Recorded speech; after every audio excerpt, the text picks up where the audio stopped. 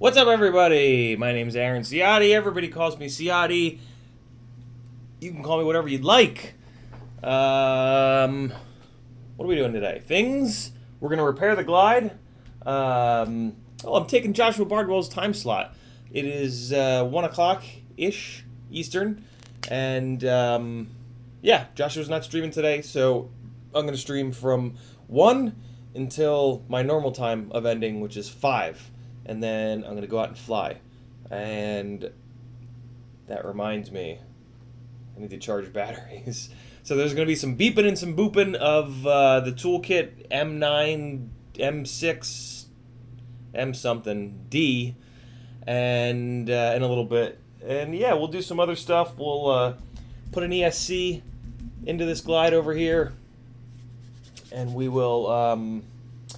I'm going to work a little bit on this 4-inch drift edit. Actually, I'll ask you guys in a second, and you can pick what we do first. Yeah, I have... I'm going to do a separate... So, the drift edit is done. The full-blown drift edit is done. And what we could do... I could upload it in theory. This connection might go to hell. I think what I'll do is I'll upload it when I go out. I'll set it to upload at the end of this stream for when I go out. And then I'll set it to go live tonight. I feel like this fucking light is a lot brighter than normal. I know it's not. It might be. Oh, God. I just woke up, guys. I apologize for my appearance. And I mean, you know, I should always apologize for my general appearance and lack of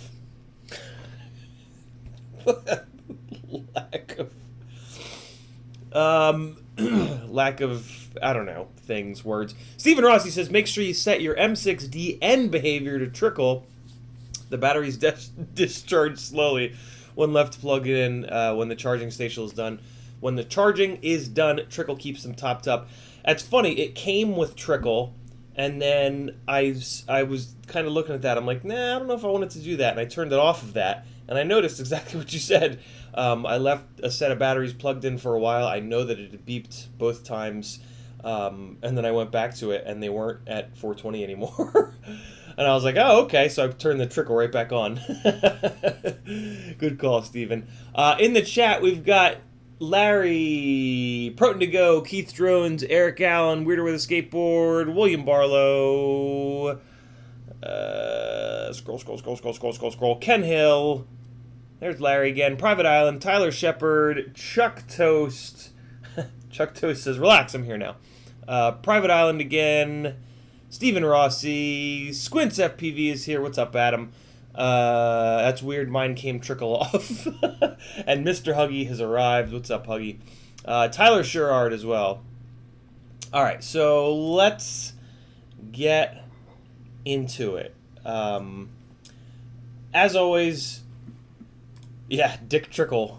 Greatest NASCAR driver name of all time. Although there's been a lot of just unbelievable NASCAR names. Dick Trickle might be the most insane. There's Wally Dallenbach. Son of a bitch. There's another one that's almost as good as Dick Trickle. I'll think of it. Okay, so this is good. And yeah. So I started up with this. Here, let me show you. I'll show you guys. And I have Discord up, because somebody said, hey, you should tell all your Discord people that you're streaming early. I said, oh, shit. I didn't actually say it, and I thought, oh, shit. It's a really good idea. All right, so check this out. In Premiere, over here, what do we got? Yeah, this is 4-inch footage, so I am having a hell of a time finding music for this. That is my current issue right now. I must have spent 3 hours last night looking for music that fits this, and I might as well continue while I show you so I'm just gonna put this on so that the 4-inch footage plays. Let me make it so that it doesn't have big gaps in it. So yeah, this is the 4-inch footage, just so that you guys can see. This is through a Runcam hybrid, and this was with the Xnova 1804s, which I've since pulled off of that rig and swapped them over to the Brother Hobby 2004s, which feel a little bit better, a little bit more motor width for the big old 4-inch props. And yeah, it flies just as good. It flies better on the Brother Hobbies, but it flew great on these Xnova 1804s. So here, let me throw this on, and I'm gonna actually blitz through a couple more songs to just continue. Maybe this is the magic moment when the right song will come on. I have something very kind of specific in my head. So the issue that mainly because I have no audio from these. The audio that comes out of the Runcam hybrid or pretty much anything other than a GoPro is just fucking useless. It's just so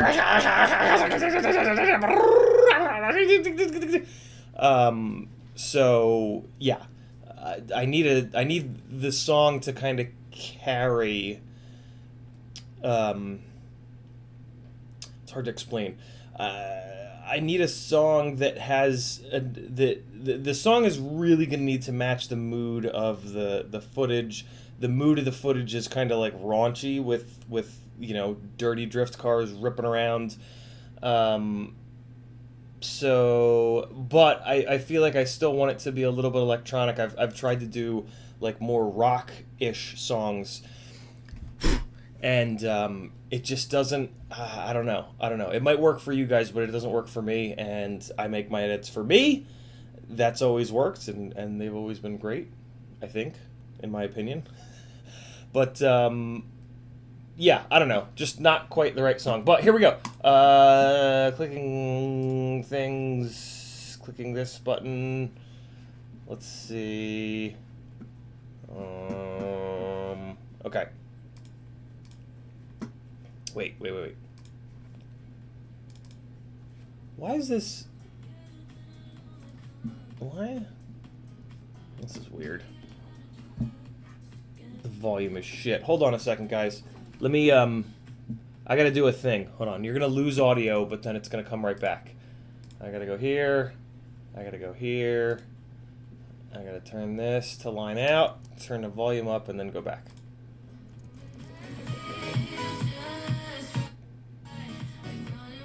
Alright, that's better. It's a weird thing that I have to do. I don't know. Okay, so here we go. This is definitely not gonna be the song. Let's see.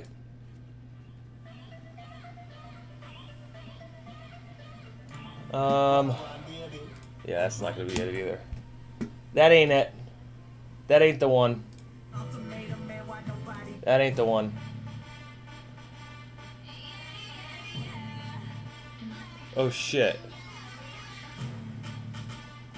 I've been saving this. Is this what I've been saving this for? Hold on. Hold the fuck on. Like, this is not... It's not possible that I just instantly found it, is it? Are you guys like my fucking super good luck charm? Is that what's going on here? Alright, here we go. Ready? There's a chance that, that this is it. Alright, ready? Play and... play.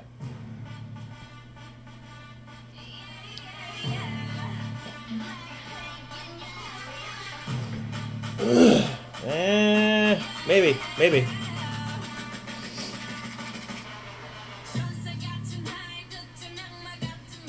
Oh, Blackpink, I fucking love you. I want to have all your babies.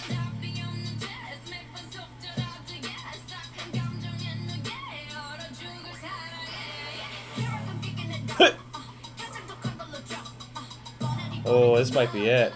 Shit, bros.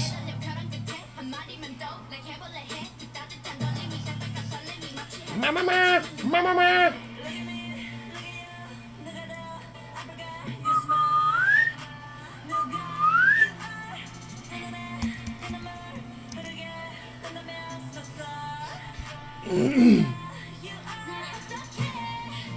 It's a little bit too Korean. It's a little too K-pop, I think, for... I don't know. Most of the cars are Japanese, though. And I've... Oh, yeah, Chuck. Quite a few. Luckily, drift cars are battered to shit anyway, and those guys don't give a fuck. But yeah, quite a few. You gotta know your audience. Oh, man. There might be one in here. Yeah, T-Pain's car. I hit that. I hit T-Pain's car nice and hard. Fucked up a JDM Sylvia headlight a little bit. I don't have any video from that. True, Larry, but different than American, right?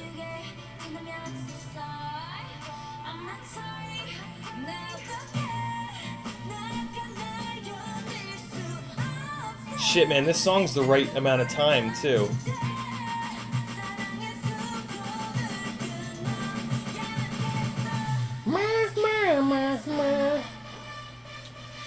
No, Urando.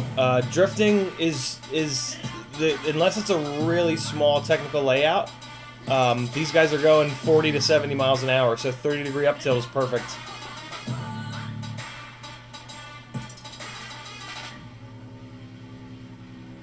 Wah, wah, wah, wah, wah, wah. Shit, man.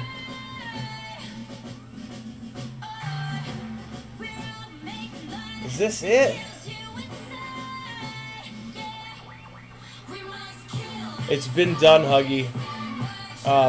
One of the DRL pilots did it. I want to say it was. I want to say it was either Fluxy or.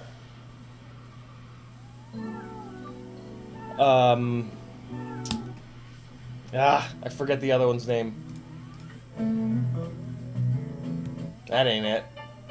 Shit, man, I don't know if it's that Blackpink song. I really don't. I've been saving that for something really special. And I don't know. I don't know if this is... yeah, that was a 4-inch, Julian. It's kind of a mix. It's a prototype frame. It's a prototype frame from Kebab. It's kind of a mix of the 4-ride and the Cinesplore, actually. It's yeah, it's kind of a it's literally like a mix of those two. It's the Cinesplore center school bus area, and then it's the 4-ride arms, basically. So it's this weird kind of mashup, but what's interesting is it's got, for me at least, it's got two, I guess you could see it down there, it's got two 20x20 stack locations. What am I doing? This is why I have this. Specifically why I have this. So yeah, it mounts two 20x20 stacks. The front one here, I just have the RunCam Hybrid 20x20 board, and then there's the RunCam Hybrid up front, and then in the back, it'll be easier to show you guys on this side. In the back, it's got another 20x20 spot for the ESC and the stack. Right, see it? And then press nuts here. And the arms are above the base plate. Can you guys see that? The base plate is the lowest point, and then the arms sit up above that. And we're able to do that because the camera, the RunCam Hybrid camera, requires 28mm standoffs. So we've got a shitload of space in here, right? Like, we've got 28mm of space for each stack, which is more than enough. So that allows us to put the arms above the base plate. Again, it's this like it's this interesting little hybrid between the FPV Cycle 4 ride and the Cinesplore. It looks like, and I, on one hand, I kind of wish that Bob had done this, but this could be both. If he hadn't done the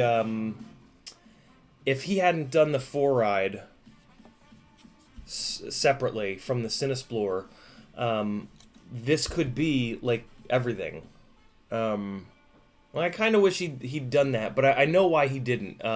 With the Cinesplore, he lightened it up as much as possible, so he took a bunch of material off the base plate. Yeah, I don't know. I'm happy that I have this because I'm gonna get this Cinesplore built hopefully this week, and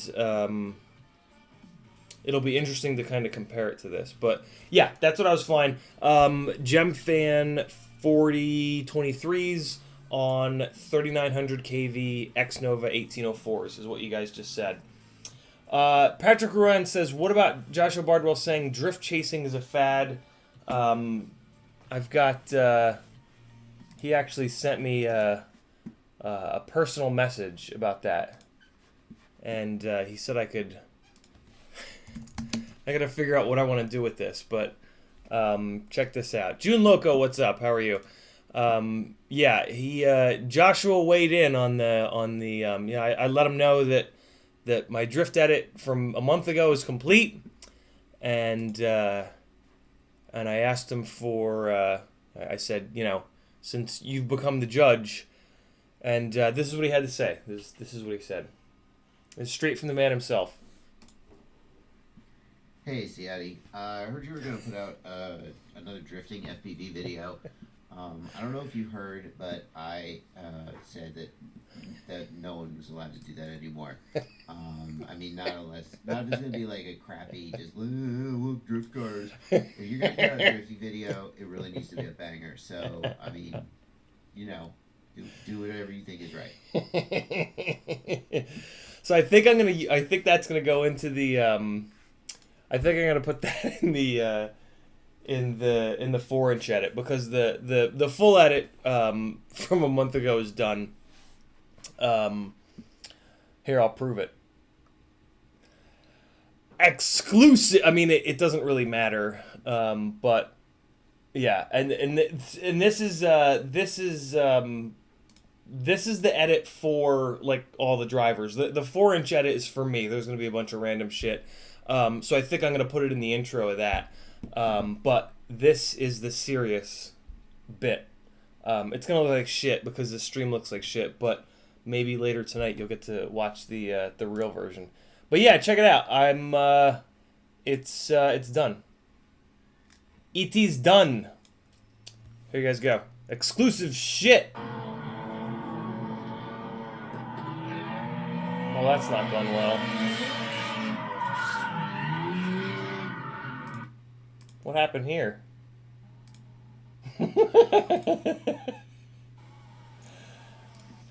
Alright, it's not done. It would appear to have... Oh, God.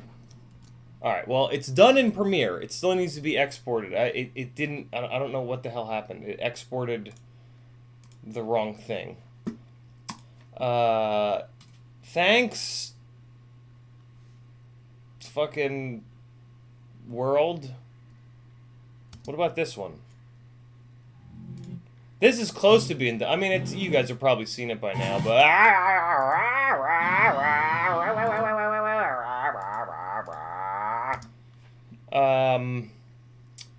this is almost dumb. Dumb. Great. I mean, it is dumb.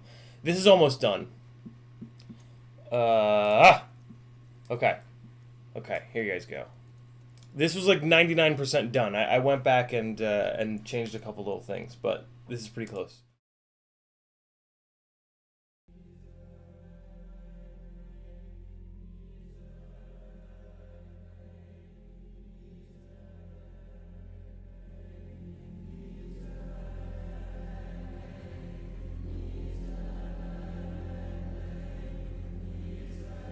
Hopefully I fixed the audio, because this audio is way too low.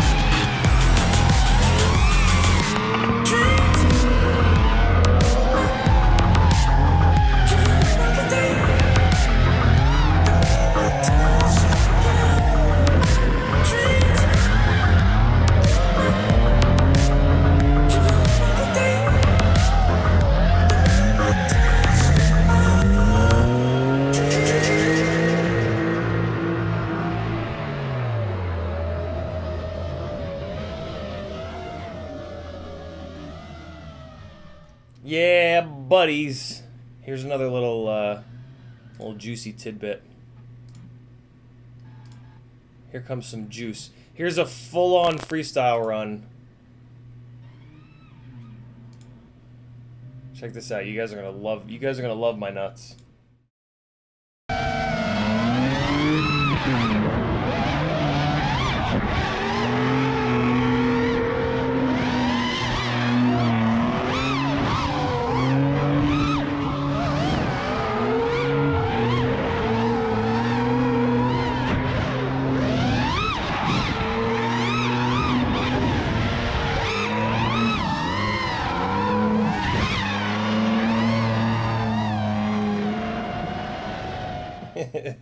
Just in case any of the drift guys are wondering who's more whose reaction times are quicker. Oh boy. Good, I'm thirsty, Julian Vincent says. Jack Felix says, or anyone else, CIDFPV or anyone else, do you know if the Caddx Vista or the Air unit fits in the Nazgul 5? I know that they have an HD version, but I don't have the money to buy a whole new one. As long as there's 20x20 mounts, the Caddx Vista should be totally fine. Guillermo wants to see me driving. There are about 80 videos or so on my YouTube channel of me driving various things. There really isn't any video of me drifting though. I got into drifting about 20 years ago actually, before it really came to this country when I was in college.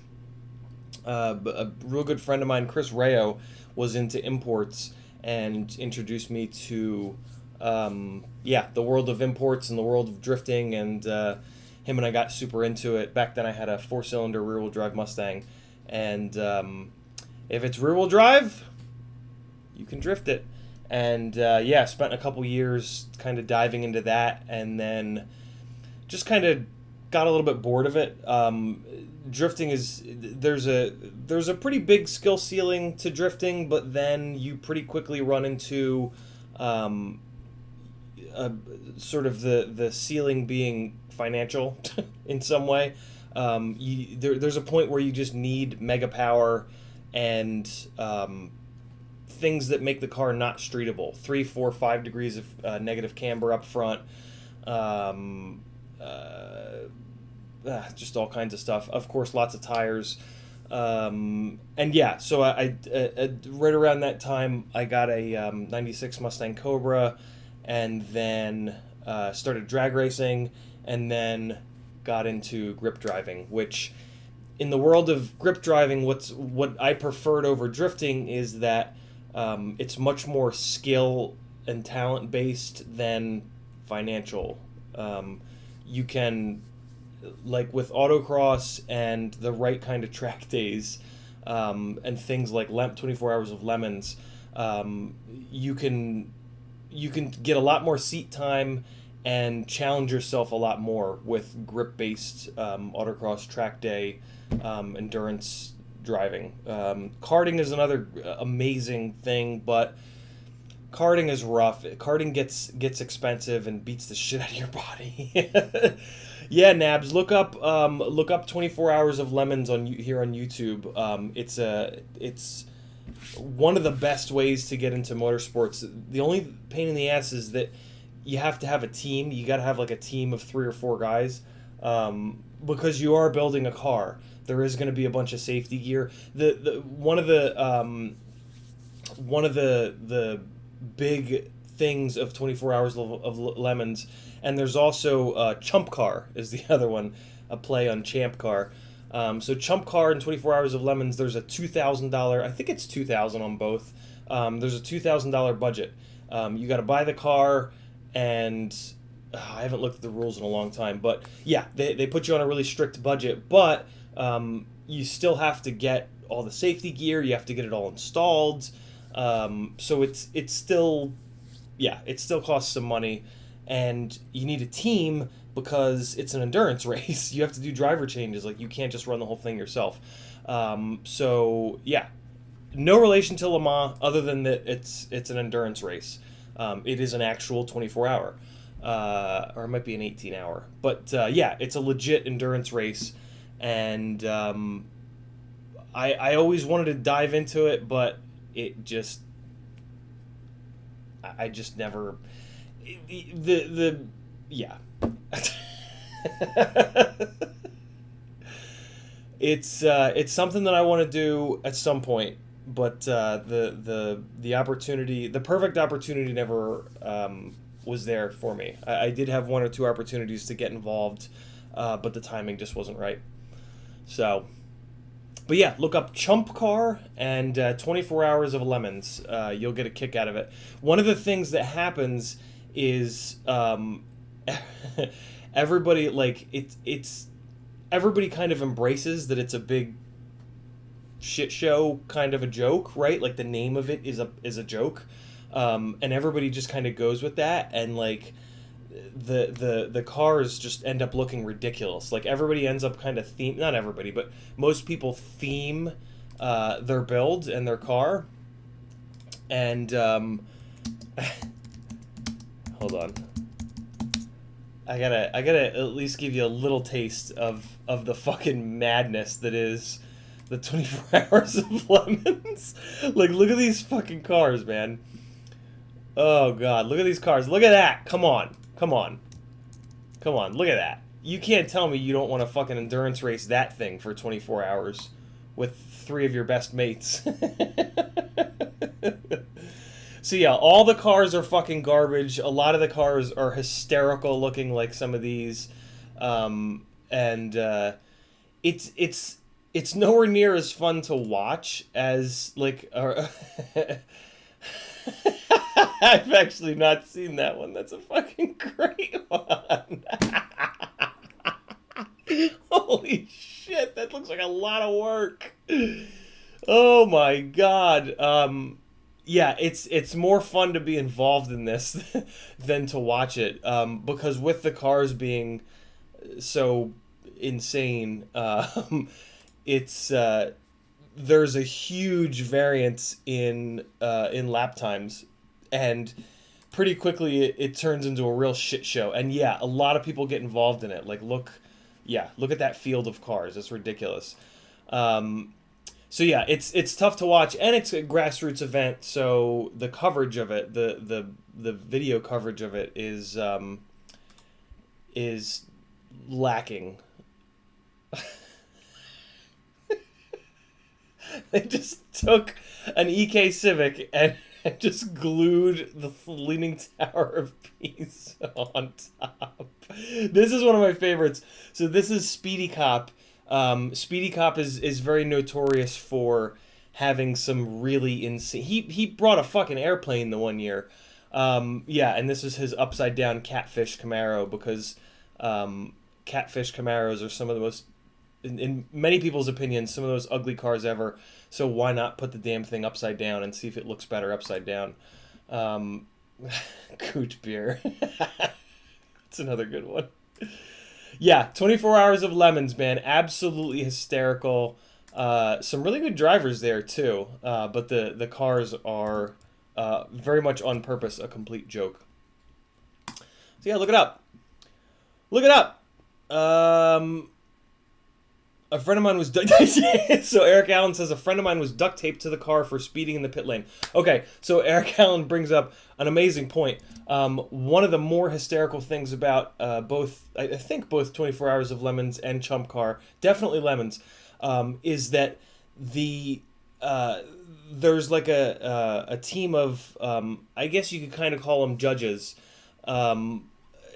They're basically the event organizers, and if you break any of their rules, like if you need to be black flags or you just break any of their rules, the punishment is like ridiculous. And yeah, like they'll duct tape you to your car. They'll make you eat like an entire jar of pickles. They have all these ridiculous things that they do to punish people, for like speeding in the pit lane, for improper driver changes, all the things that in the real Le Mans they hand out time penalties. In 24 Hours of Lemons, they just torture you. So, and that again just makes it even more insane to oh, there's an upside down cow. That's a good one.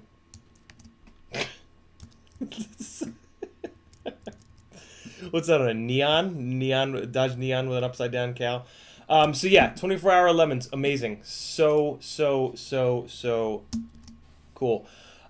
Hit me with those questions in the chat. If you type Ciotti FPV, it will light up in orange for me, and I'll know that it's a question for me. If you're just typing in the chat without that, I'll assume that you guys are talking to one another. And yeah. Oh, so the link tree. Everybody scroll down a little bit into the description and click the link tree link. I've put everything in there. My affiliate links are in Linktree. Patreon, Etsy, Fiverr. If you don't know, on Etsy and Fiverr, I'm trying to make a go of between Patreon, Etsy, Fiverr, and the affiliate links. I'm gonna make a go of this and see if I can do this full time ish. This is my chance to do that, right? Pandemic, laid off, unemployment, all that stuff. So, yeah, I need your guys' help. I got everything in the link tree to make your lives easier. So scroll down a little bit. Linktree's got affiliate links to Banggood, Amazon, Get FPV, FPV Crate. So, and there is a Discord link in there. I think if there's not a Discord link in there, scroll down. There's a Discord link in the description. Discord is the majority of what's going on in Discord is for patrons, but there are a couple boards over there for non-patrons. So yeah, if you're doing an order on Amazon, Banggood, Get FPV, FPV Crate, and you hit any of the affiliate links, I have them marked as affiliate links in parentheses in the Linktree thing, I'll get a small percentage of it. And yeah, that'll help a ton. So it's all in that one link at the very top of the description. Hopefully that makes your guys' lives a little bit easier. You can just go on there and click a button, and away you go. Panic FPV says, what's the best 3-inch prop for 1303 5000? Who the hell makes a 1303? 1303, really? 1303 5000 kV. Who? Get RC? No, Zing. Oh, Zing. Okay.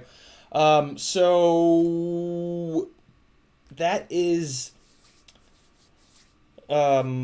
hopefully that rig is light, because 1303s are a little bit on the small side for a 3-inch prop. Totally fine for a biblade. 3-inch biblade, a 1303 is going to be completely fine, but a 3-inch tri-blade, a 1303 is just a little bit too small. But as long as the rig is light, like let's say all up weight under 120 grams, let's say, ballpark, you should be totally fine. And oh right, Bob's Motor is a 1303, of course. So yeah, on a lightweight rig, you're gonna be fine. I prefer the Gemfan. Why am I blanking on the fucking name? Gemfan 3016 3 blade, and then the 3018 biblade. Those are my two favorite really lightweight 3-inch props. Really? AliExpress? Does people use AliExpress? No shit. I will open them up here. I didn't know anybody used them. I've never ordered from them, so they didn't even cross my mind. Let's see if they have an affiliate program. Are you kidding? Are you messing with me, Tiago? You son of a bitch. AliExpress affiliate. Come on. Of course they have an affiliate program. If you're serious, Tiago, I will do it. If you're messing with me, good work. So yeah, Juliet Vincent says HQ 3x3x3. So I recommend the HQ 3x3s for bigger than motors than these. Minimum motor size, in my opinion, for those, because they're heavier, is a 1306, or ideally, I think, these new Brother Hobby VY 1504.5. Yeah, so I recommend the HQ 3x3x3s when somebody wants the most durable 3-inch prop. The problem with those props is they're not all that well balanced. The Gemfans are much better balanced. 110 or so all up weight, Patrick says. So yeah, 3016, 3018, Gemfan. There's also a couple new HQ props, 3x1.8 and a 3x1.5. I prefer the Gemfans. Yeah, I've had better luck with Gemfans being better balanced. And I don't know what else to say about that.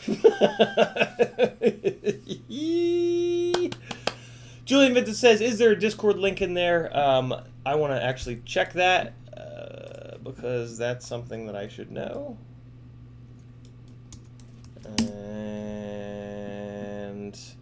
there is! It's the very last one. Haha! Look at that. Look at me doing things.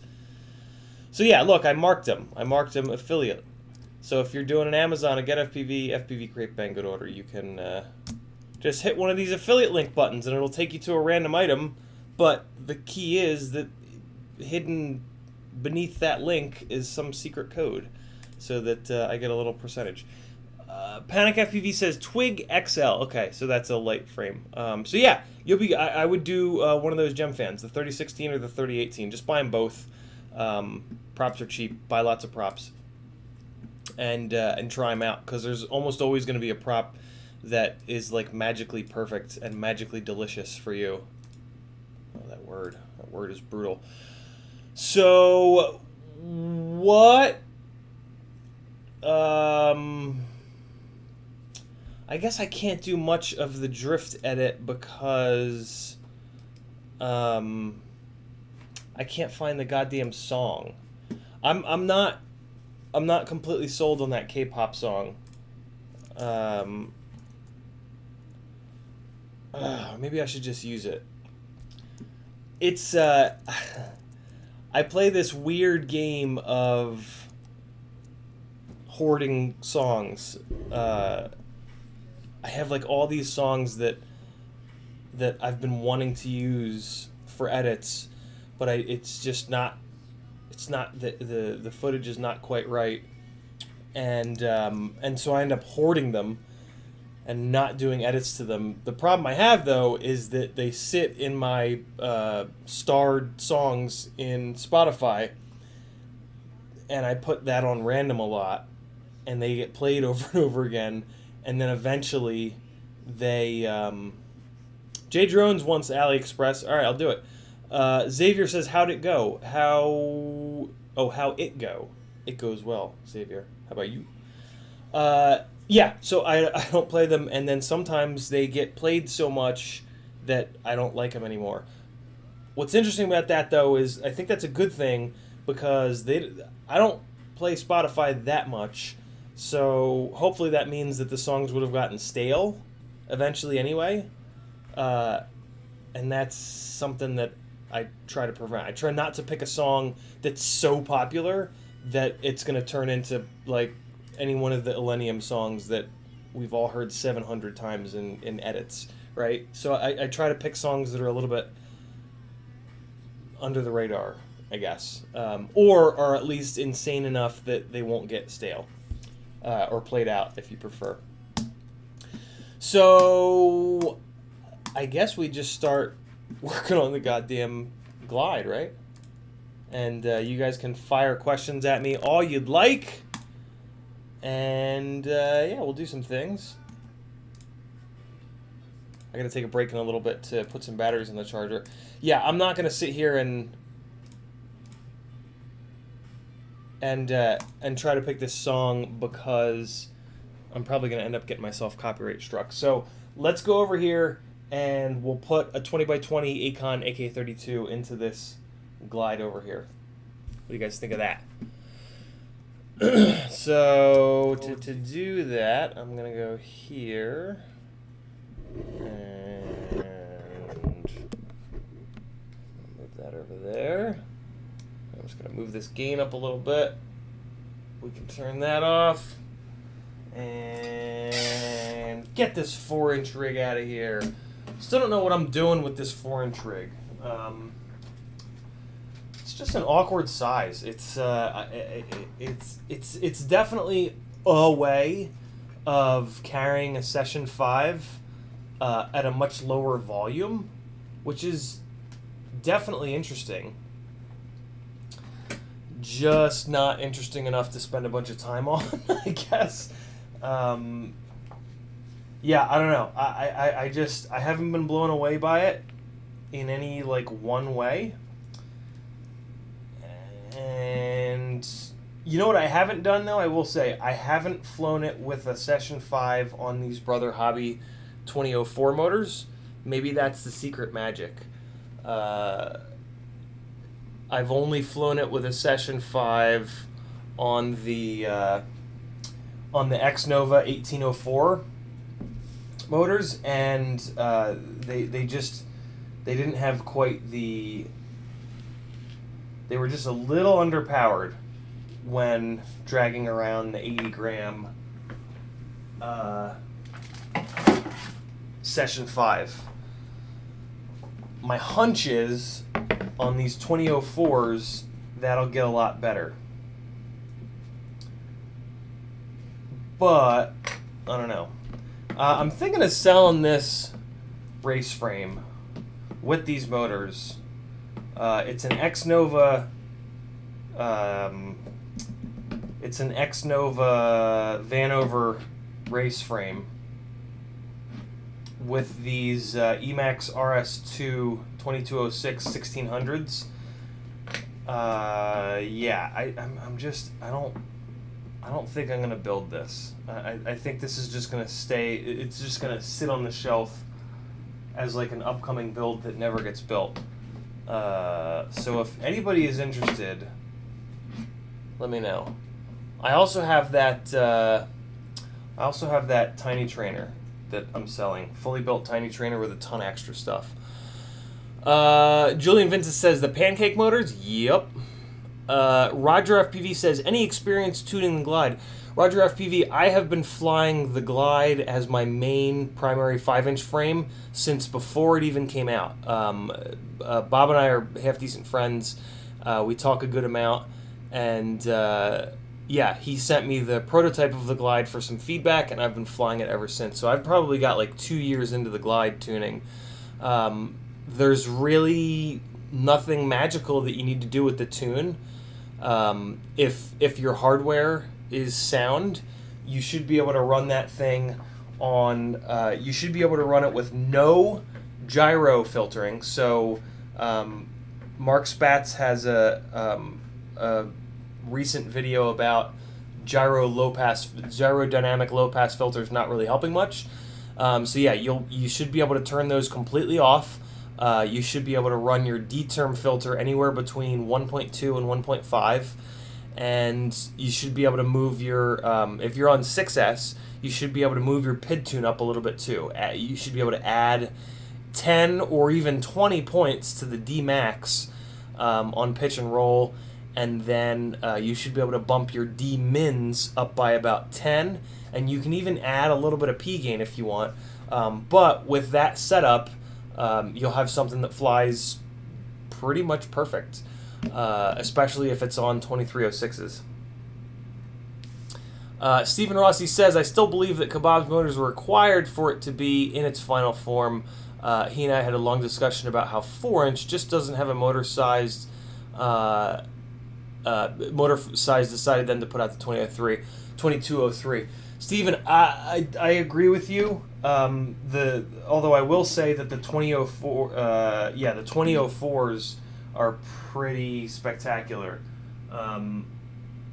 Without the session, without a Session 5, the 2004s kind of blew me away, if I'm completely honest, and I really don't see a need for any more motor than that. The other thing is, Kebab's 2203 is quite a bit heavier than the Brother Hobby 2004s.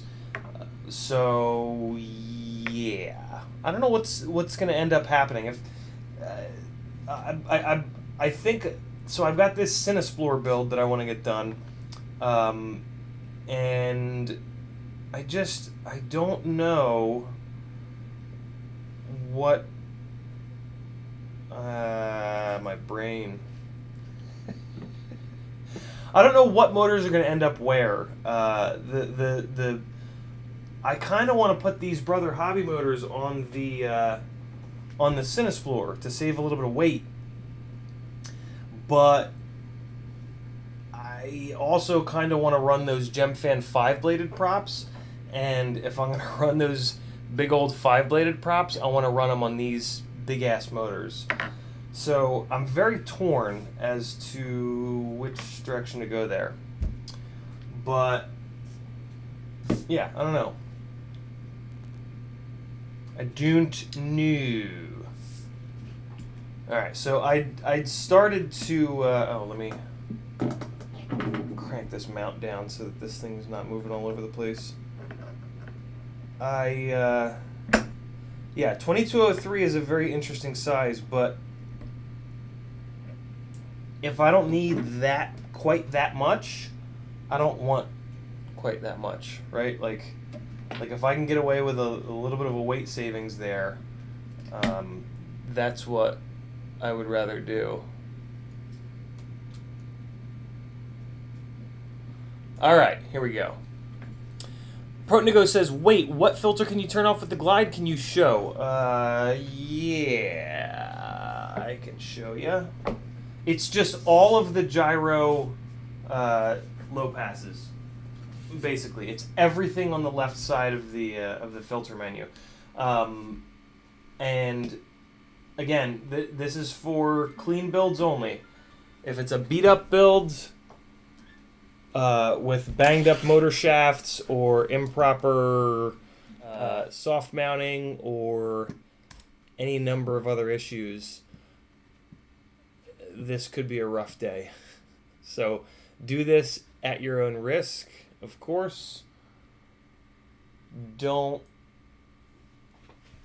at me if this blows up. Well, shit. I think the flight controller blew up on this build. Maybe the ESC is fine. The ESC is definitely not fine. Because it's not giving, it wasn't giving startup beeps. Unless it was fine. God damn it. And the flight controller was the, I've never had the flight controller prevent the ESC from giving startup beeps. That is very annoying. I am not happy about this. This is quite sad. I'm gonna have to switch the fucking flight controller too. Come on, man! Alright, well, let me... Oh my god. This...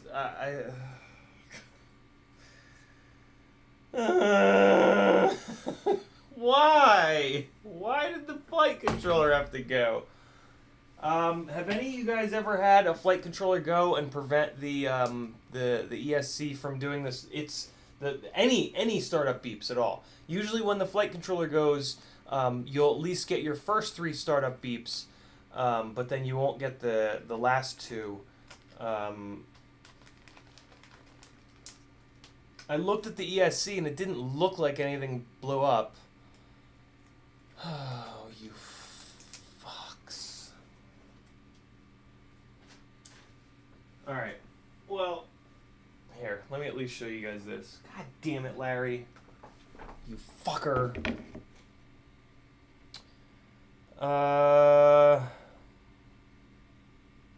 Man. That is a big old kick in the nuts.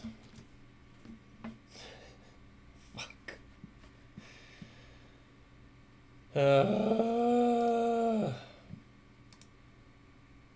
What's up, Solo? How are you, man?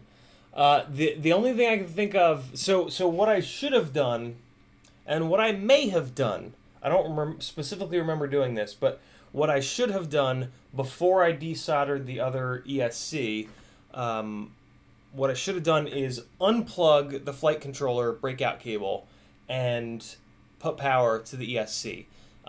Because I guess there's technically a chance that now that the flight controller has exploded, it could be an open circuit, and I guess that could be the reason that the ESC wasn't doing its first 3 beeps. But I've never had that happen before. The ESC, when the ESC is fine, it has always at least given me the first 3 beeps. But I really wish that I remembered whether or not I put power to that ESC without without the flight controller plugged in. God damn it. All right, so here's what I'm talking about. With so this is like brand new. This is brand new filter strategy for Betaflight 4.2. And basically, what Mark Spatz and so that Krunkt has been actually talking about this for a long time. Not only talking about this, but he's been doing this for a long time. He hasn't been fully shutting these off. He's been shutting it off like this, and then he puts a 500 hertz filter somewhere in here. I forget which one of these it is, but Spatz is now saying to just turn these completely off. And I've done it on the majority of my rigs, and they're completely fine with it. You can save about a half a millisecond of delay by doing this right here, and you're not going to feel that on the sticks, but it's going to help the software deal with prop wash better. So yeah, this is the new sort of meta in Betaflight 4.2 RPM filter tuning. In order to be able to do this, you got to have your gyro RPM filter on, set like this. This is so on the glide. I leave this dynamic notch width percent up at 8 because there is a little bit of a frame resonance on the glide. It's not a deal breaker. You can run this at 0, which basically makes one dynamic notch instead of 2. But yeah, it's not much of a sacrifice in delay to leave this at 8 on the glide. And with how often I crash, it's a nice little added safety in case I have an arm that's starting to delam. Or Mark also explained something that I'd never it never sort of clicked in my head. Basically, what he explained is that the gyro RPM, the RPM filters, those specifically are going to crush vibrations on your motors and your props. So because it's RPM based, it's targeting anything and everything related to RPM, and that's the motor bell and that's the prop. I guess it's also the bearing. If you have a bad bearing, it could add RPM. Yeah. So RPM filters are going to attack bearing vibrations, bent motor bell vibrations, and bent prop vibrations. And then the dynamic notch filter, this is what, and the D-term filtering really, basically the rest of the filtering is targeting frame resonance. And again, so that's why the dynamic notch filter, certain frames, you'll want to have this width percent not zeroed out.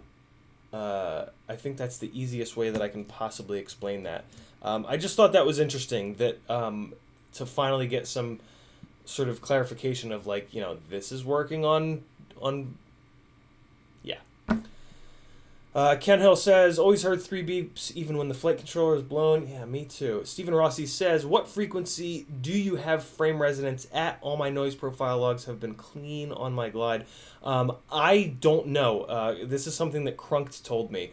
I have flown my glides with the dynamic notch at 0 and on 8, and I can't tell a difference. I was just going by what Krunkt had said and just kind of going, you know what? I want a little bit extra safety. So yeah, your mileage may vary. Maybe he didn't have, maybe there was a screw that was starting to vibrate out. That what leads me to believe that there is a resonance issue on the glide frame is that the arm bolts, the 2 arm bolts do vibrate out. I do have problems with those arm bolts vibrating out, and that's a very common thing when you have some resonance going on. So I just kind of assumed.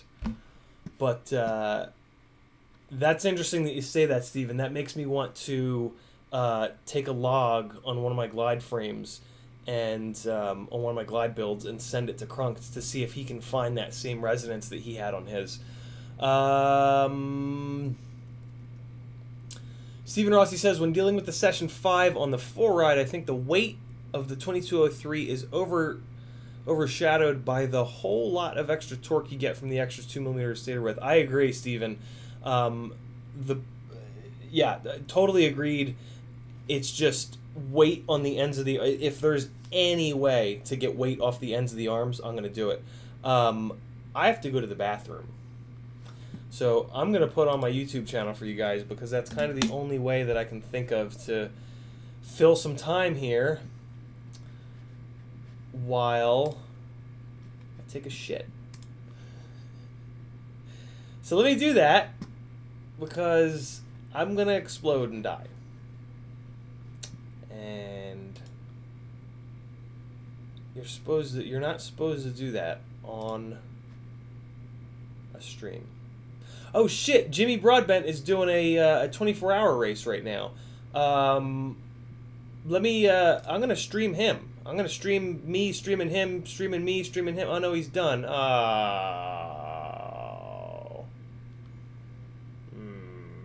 Oh, it was a 12-hour race. Okay. All right. I don't know how that would work with copyright strikes anyway. Okay, so here's some of my newer stuff from a playlist. I'll be back.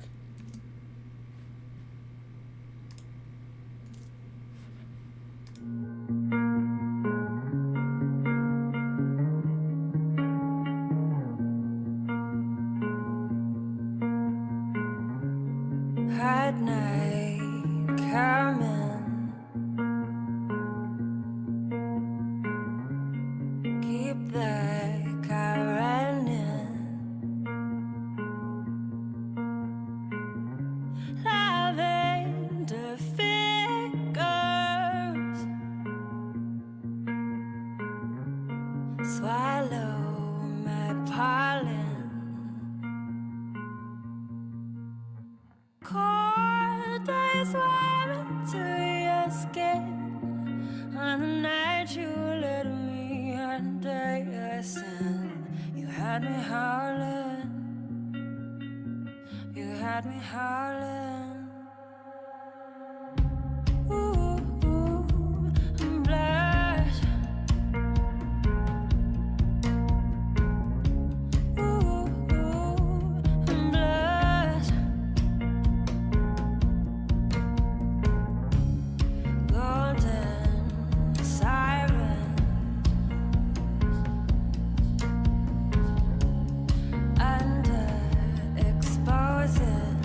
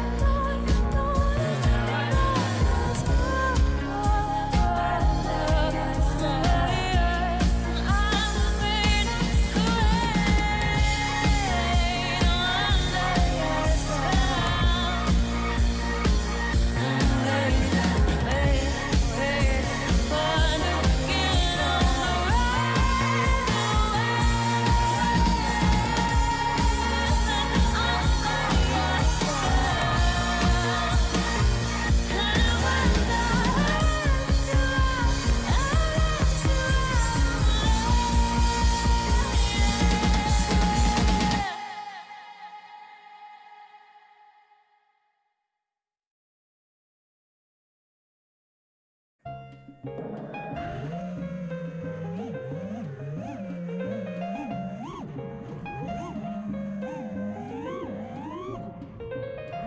as a feather when I'm floating through, reading through the daily news, measuring the hurt within the golden rule. Centimeters of ether, I'm heating the speaker. Motivational teacher with words that burn people. Singing the headlines, line with discord. It's either genocide or the planet in uproar. Never good. The rules in paradise are never nice. The best laid plans of mice and men are never right. I'm just a vagabond with flowers for Algernon, the average Joe who knows what the fuck is going on. It's the hope of my thoughts that I travel upon, fly like an arrow of God until I'm gone. So drifting away like a feather in air, letting my words take me away from the hurt and despair. So I'm keeping it vertical, forever elevator, riding the escalator to the something that is greater. So I'm drifting away like a feather in air, letting my soul take me away from the hurt and despair. So I'm keeping it vertical, forever elevator, riding the escalator to the something that is greater. Taking chances, word tap dancing with wolves in the ice arena out there, deep in the woods of Arizona. The sun be out, life's ironic, ain't it? Trying to be Dali when I write some real life, I painted vivid. Habitat crazy, insane. Watching propaganda, 6 o'clock, news and insane. Cultures clash, all black folk and white trash. They rebel in the cyberspace and might crash. Dash to millennium, a million miles I'm running. At the speed of now, bound, no return gunning. Rambo style gun, old child gunning. Airwheel plow, 2 times loud, stunning. Stunning when they hit you, lift you off the earth like, hey yo, take you right back to earth. And niggas wonder why, they might wonder why this shit might happen, but it does.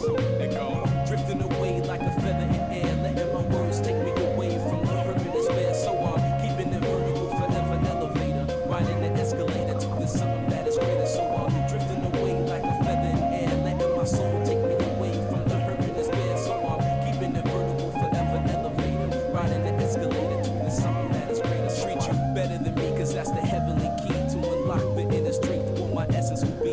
It's the knowledge of self, understanding of the things around me that becomes the wisdom that I need. Living this life to the best of my ability, channeling energy to my thoughts, attain symmetry. Remember me, because my prose remain gold. I got the gift of gab like them pimps and cane goals. It never ends. I keep it rolling like a cipher. The first caveman bringing fire, innovating it higher to plasma states. I raise the stakes. It's double or nothing in this vacuum space. I will survive divine to time to cry. Fuck a hole to hide. I'm alive with pride. And I drove the Chevy to the levee, but the levee was dry. Singing this will be the day that I die.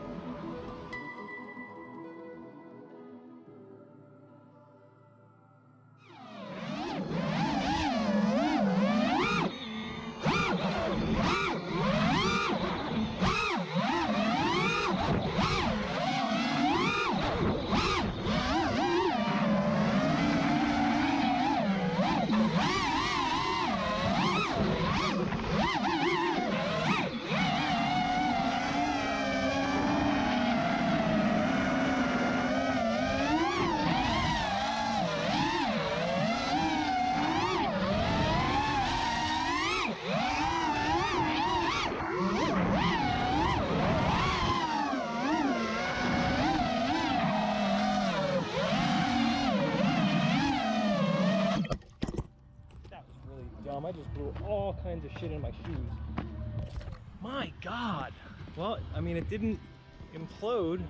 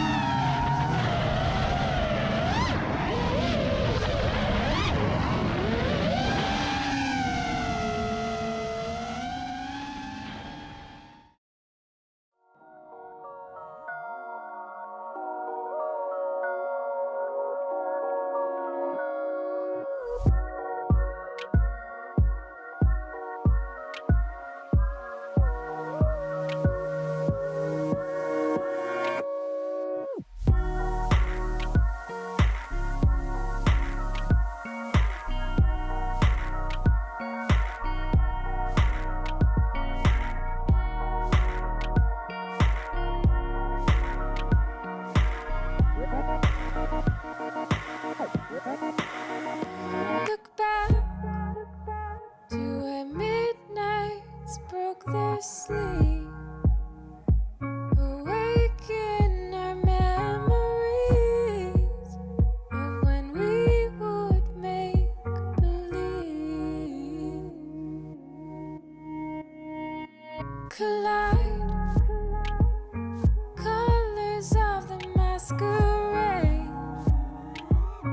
Watch as they fall away.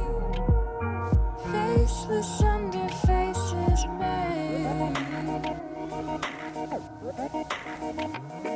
And weeks went by but felt like hours. Spring would lie in summer showers. In my hair were winter flowers.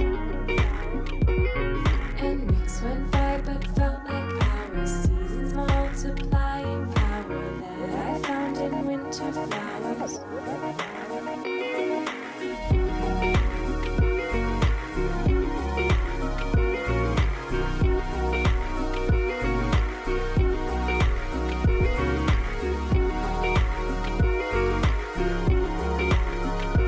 Alright, god damn it. What's happening here? What's the deal with this? Stop that! Alright. Enough of this YouTube nonsense. Oh wait, we're on YouTube. Did wash my hands because nobody wants to die of dysentery like it's the fucking Oregon Trail.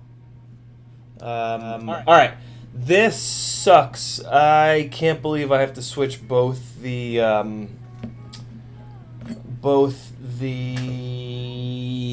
ESC and the flight controller. These Talon flight controllers,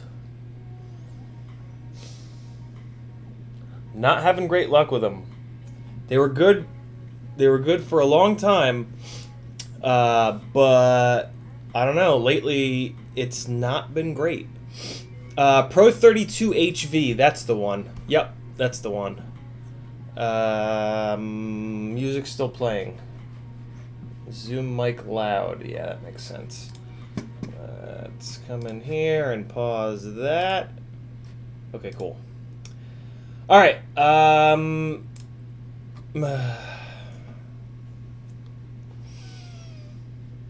alright. I'm gonna set the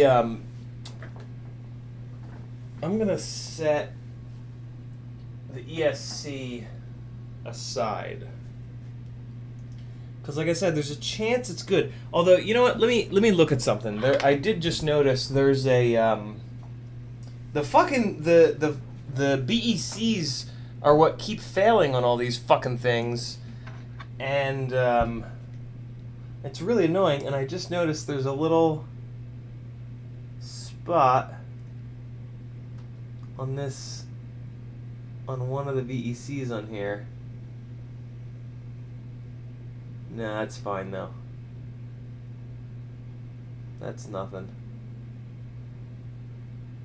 Yeah, I don't know, man. What the fuck?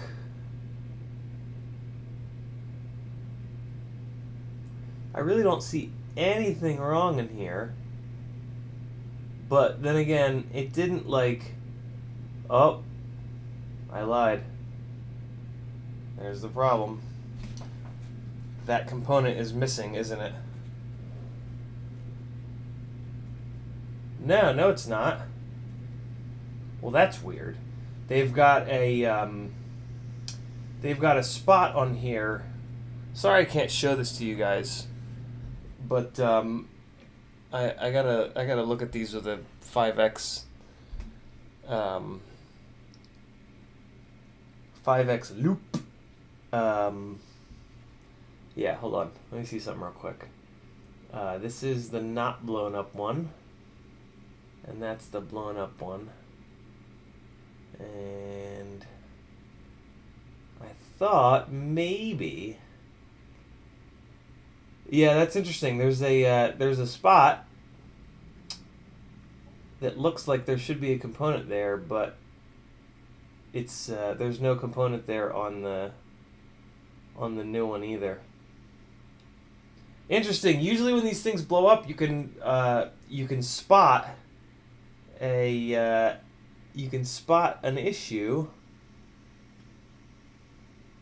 but in this case, I really kind of can't. Like, everything looks okay.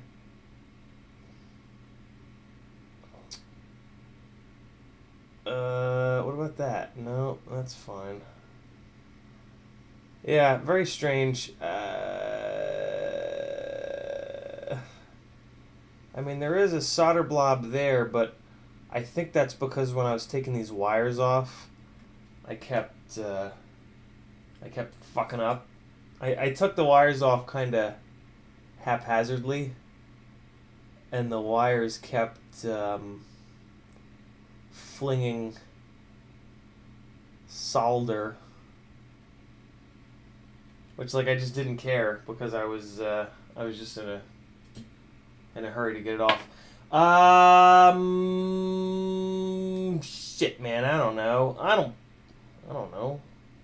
What do you want from me? I don't know. Oh God, I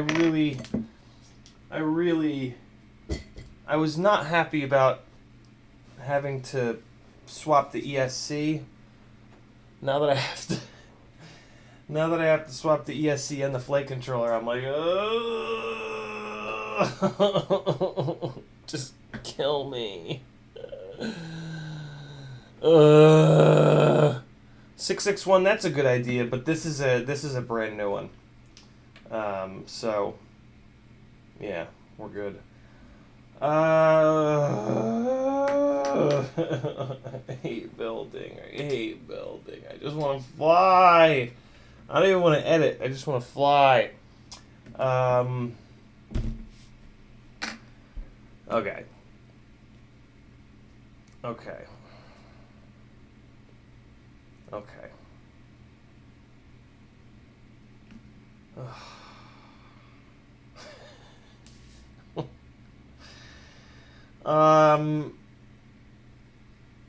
Oh God. Okay, let's just go. We're just gonna charge forward. I need this right now.諦めんなよ。諦めんなお前。どうしてそこでやめるんだ、そこで。もう少し頑張ってみろよ。ダメ、やめ諦めたら。周りのことを思うよ。応援してる人たちのことを思ってみろって。あともうちょっとのところなんだから。俺だってこのマイナス10度のところ、しじみが取れるって頑張ってんだよ。絶対やってみろ。必ず目標達成できる。だからこそ、ネバギブアップ。All right, come on, we got it. Here we go. Clam Man just got me excited. Gotta get my sponge wet. Be right back. Wetting my sponge. Clam Man was all I needed to get motivated.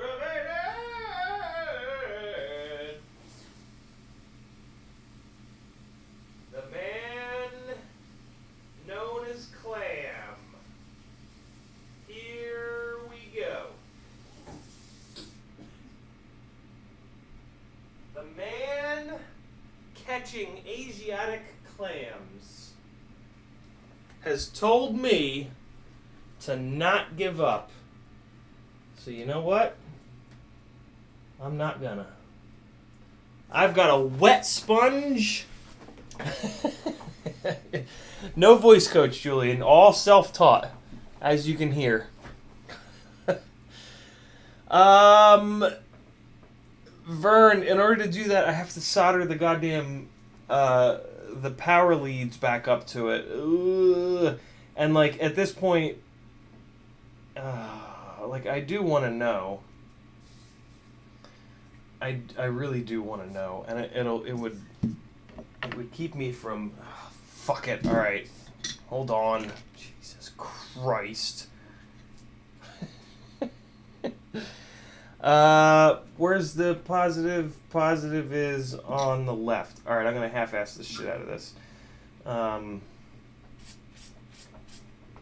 right, this is gonna be ugly. Don't judge me.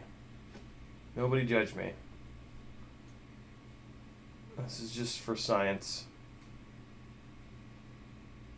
Alright.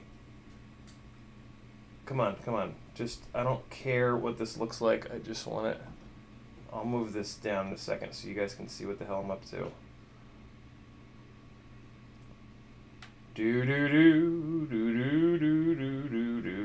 Dop, bop, bop, bop. Alright, here we go. That is the most haphazardly soldered on positive power lead. And I'm going to do the same for this negative. I'm going to literally solder it on by putting the tip of the soldering iron in between the pad and the wire.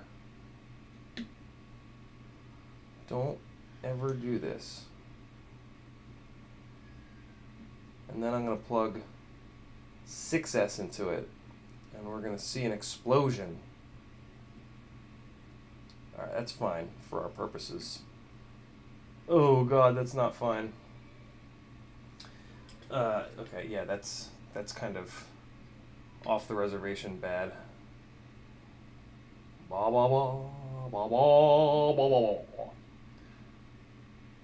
Alright, that's gonna be a lot better. I mean, there's bad, and then there's like burn your fucking house down bad.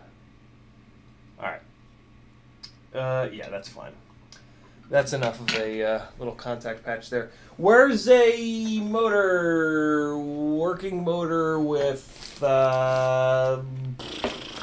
soldered on leads? Do I have one? Do I have one? Hopefully one that I don't care so much about, maybe? Oh, perfect. This and this. This will work. This will be totally fine. Okay. And I'm even going to leave this shit tied in a knot. That's how little I care about this. That's how sure I am that that this isn't going to work. But it's there's no reason to not test this real quick. It'll be way quicker to just test this. And I'm just curious as hell if the ESC survived. So these Acon AK32 20x20 ESCs are, it's looking like, are definitely not as robust as the 30x30s. Go figure. They made something smaller, and it's not as durable. How could that ever possibly be the case? All right, there we go. Cross your fingers that I don't get electrocuted. Wait, no. I have the Vi-Fly. I have the magical Vi-Fly. Why not use it? I don't know how the Vi-Fly works, but we're just gonna use it.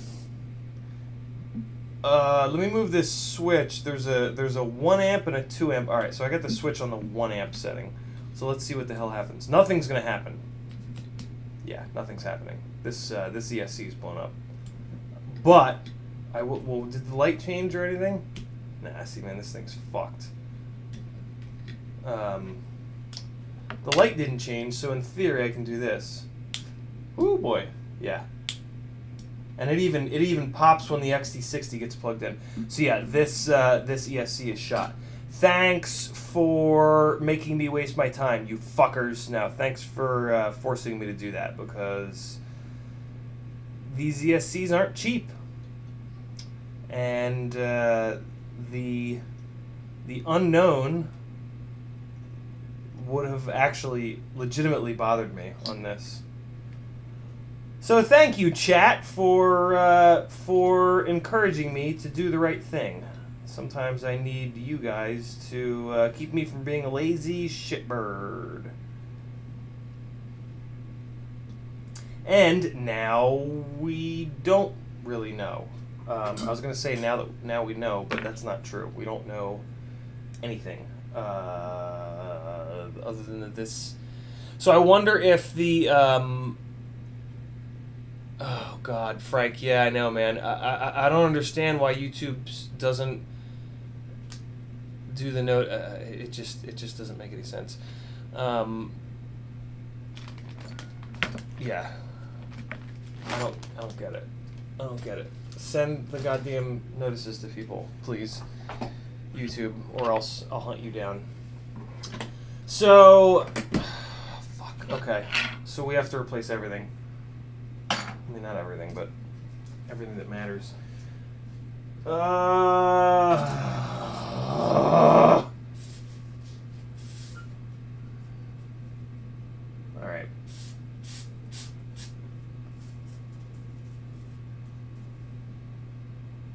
Starting to get shit all over the tip of the soldering iron. Okay, so here we go. New Acon 20x20. If this is my last 20x20, I was kind of holding on to this for this X-Hover Vanover race frame build, but that's a stupid build, and yeah, that's stupid. So if anybody wants that frame with the 2206 motors, let me know. If anybody wants to do a little race build, let me know. I've got a really good starting point for you. So I'd wired up this inline 5-volt Beck in order to power the RunCam hybrid, but yeah, fuck that. Fuck that. Let's build more freestyle rigs. I would just rather spend the time and effort building another freestyle rig. 5-inch racing rigs are kind of like a dime a dozen, right? Like, there's no there's nothing super interesting there. As much as I am curious, it's kind of like, well, that's been done, bro. I don't really want to make myself jealous of the way a 400-gram 5-inch rig flies, if you guys know what I mean. Okay, so this can go back in the Jip Jap. Frank Nicholas says, I think they disabled the feature. What feature? What feature is that? Oh my God, you guys got to pay 74 euros for these fucking ESCs? Jesus Christ. That's over $100 in Yankee Doodle dollaroos. That's ridiculous. I pay that in US dollars, and I'm angry about it. Okay. So this is an ESC that's probably going to blow up, but that's okay. We got to give it one more try.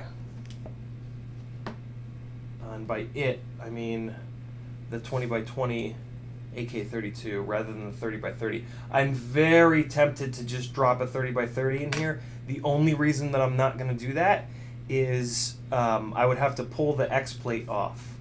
I already have the 20x20 screws up through the base plate, and yeah, I really don't feel like pulling the X plate and redoing these wires and all this nonsense. So. And plus, like, this breakout cable is all set up for this. What I could do while I'm in here, and what I probably should do, is put the microphone. Yeah, Yeah, I'm gonna put a microphone in here. I have one more Rush auto gain control mic. I'm putting microphones into all of my rigs now because at the drift events, it gets so loud that you can't hear your motors winding up and down, and that makes me fly like shit, as I found out. Like, it's easy to blip the throttle, and if you can't hear anything to tell me that the quad actually obeyed, like, it kind of makes me blip the throttle again, and that's not good. like that is a bad thing to have happen, because then you've added more elevation change than you wanted, and that's the bad. So I'm trying to so what I realized at the most recent drift event when I had audio is that I flew a lot better when I had the feedback in my ear of the motor noise. So yeah, I'm going to be putting microphones on everything so that if I'm in a loud situation, I can throw a one ear, or possibly even at the drift event it was so loud that I was actually putting regular headphones in to clog up both of my ears. This is pretty much going to have to get pulled all the way down. Now that I'm also adding a microphone, yeah, this is going to really come apart, which is fine. Oh, unsubscribe and resubscribe, says Tiago. So there you go. If you guys aren't getting notifications, try to go and I guess you could do it here. Try to unsubscribe and resubscribe, and click the bell and do all that wacky shit. And Tiago seems to think that's going to fix the problem. If it doesn't fix the problem, definitely blame Tiago. Send him a nasty email. Like, yo! WTF, mate?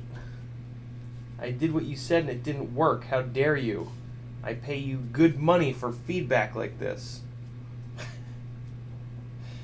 Look at these standoffs. Look how hard I beat on my stuff. Look at these fucking standoffs that I just pulled off. Ready?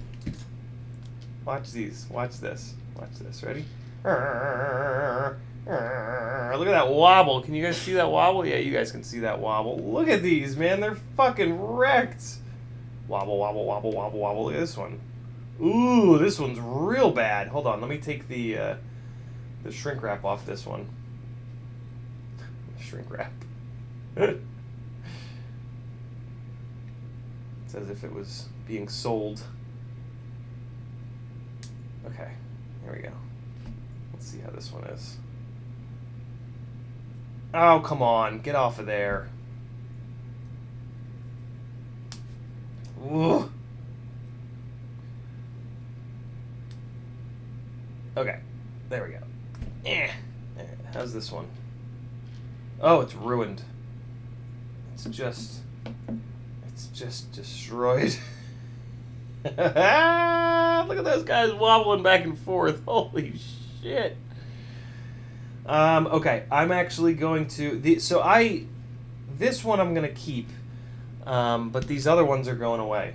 There is a point where I do trash them. I really beat the hell out of these things, and I'll keep them on the quad a lot longer than I should, but eventually you just got to retire them. And I'm at that point. And I'm going to replace them with these awesome ones that I got from eBay forever ago, and I've never seen since. And I love them because they've got the hex. They're hex, so you can put a wrench on them, which is just really, really nice. But I'm going to leave them off for right now because we got to get all up in here. Like, I got a bunch of wires going on. One of them is for the LED race wire on the bottom, which I'm also replacing. I'm also replacing this LED race wire. So let's just tear this thing apart, because at this point there are kind of like enough things that yeah. So this is the rig with all the white LEDs, I think. So I am going, and I just got a white big old LED to put on here. Hold on. Where the hell is it? Is the question. These are pink. I don't want those. This is red, purple, purple, red, blue, purple again. Where the hell did it go? Oh, here it is. It's right here. Okay, so this is a big white LED. Although, why am I doing white on this? Why don't I do red on this? Do I have one of these in red? I do. Okay, I'm gonna use this red one, I think. Yeah, because this is the red. This is the red rig anyway. I'm gonna use this red one. I don't know if I should or not. I think I'm gonna though. You can get those standoffs on Amazon, Julian Vincent says. Really? Dude, do me a favor. Copy and paste the title of the ad. The item name, basically. And that way people can search for it, myself included. Good find. The regular, there are hex standoffs that you can get from Ready Made RC. I don't think they have them in red though. They have them in purple, black, and blue. But they don't have red. I've not seen a red set of hex standoffs before. I've never really like looked hard. That's what she said. But yeah. So this all needs to come off because of the fact that I'm adding the goddamn microphone. I have to switch the plug in the goddamn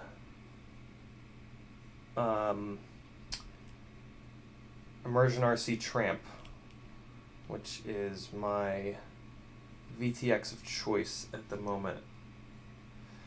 I also don't know if this... Damn it, I should have... I wish I could remember whether or not this is one of the VTXs that's having problems. I have one rig where the... I just tested this too. I have one rig where the VTX is failing, and I don't remember if this is the one. I don't think it is. Cell hex aluminum standoff spacer column M3x40. So these are 20s. Julian, do you know? Have you seen 20s? I'm going to take that description that you just put. I'm going to go to Amazon and I'm going to search for it and see if there are options for different lengths. Oh, that didn't find it at all. Oh, here they are. So that's the pain in the ass. The pain in the ass is finding 20s. Ooh, looks like they have them. Only in black though. Damn it. That's a shame. Yeah, finding the red ones in 20 has been difficult. Ooh, that's interesting that they have 15 though. I do need more 15s. Well, you can't cut them because you'll lose the hex part. Cut them.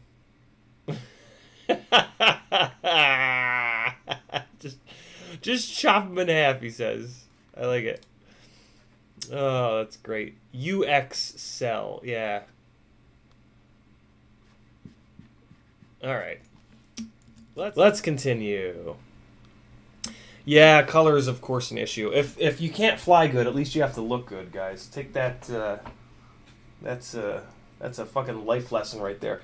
I might actually change out all of these race wires because this rig makes no sense. It's got white LEDs all over it, but it's the red glide, and that's pretty important.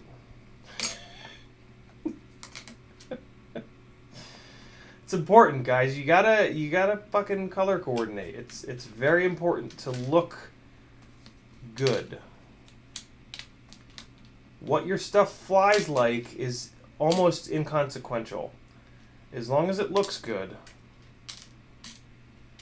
then you know, you can at least feel better about yourself a little bit. Or not at all. What is this, blue? What did I get, blue here? You gotta eat that blue. Guys, you gotta eat blue. It's got the most... Oh, fuck, what does he say? It's got the most... Nutrients. No, he says Antioxidants. But he says it wrong. Yeah. Fuck. Just make sure you guys eat blue. Eat as much blue as you guys can. That's very important. Frank Reynolds has a line where he says that blue has the most... He's trying to say antioxidants, but the oh, what the hell does he say?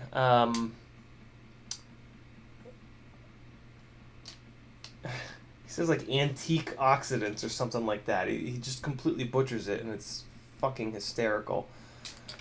All right, let me put all these away. I got this fucking big ass mess on my desk here. Okay, this is the red one. I need that. These are the red ones. I need them. This can go away. And we're just going to start tearing shit apart. Look at this, too. I'm going to put this clear XT60 on there. What do you guys think about that? That's from Pyrodrone. I like the idea of a clear XT60. You can see how fucked up they're getting in there.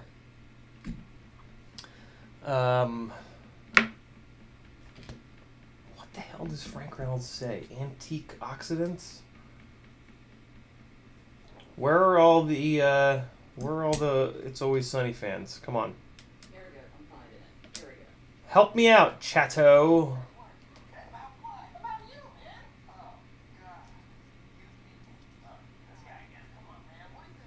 Kristen's playing it back there. Kristen's figuring it out. This guy again. This guy again.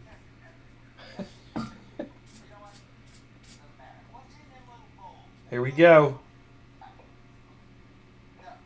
Gotta eat blue.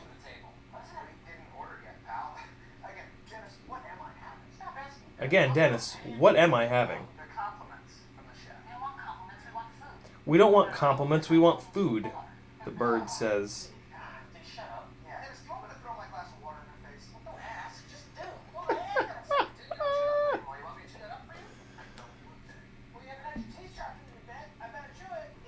Oh, I forgot about that. Charlie wants to chew Frank's food for him and sharpen his teeth. Now he's choking. Now Frank's choking. I think it's before that, isn't it? Didn't say. He's got the big bowl of blue in front of him. I'm on it. Gotta eat blue, guys. It's got the most antioxidants.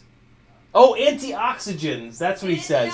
He says it's got lots of antioxygens. That's what he says. Make sure you guys eat blue. It's got the most antioxygens. As confirmed by Frank Reynolds, a fictional character.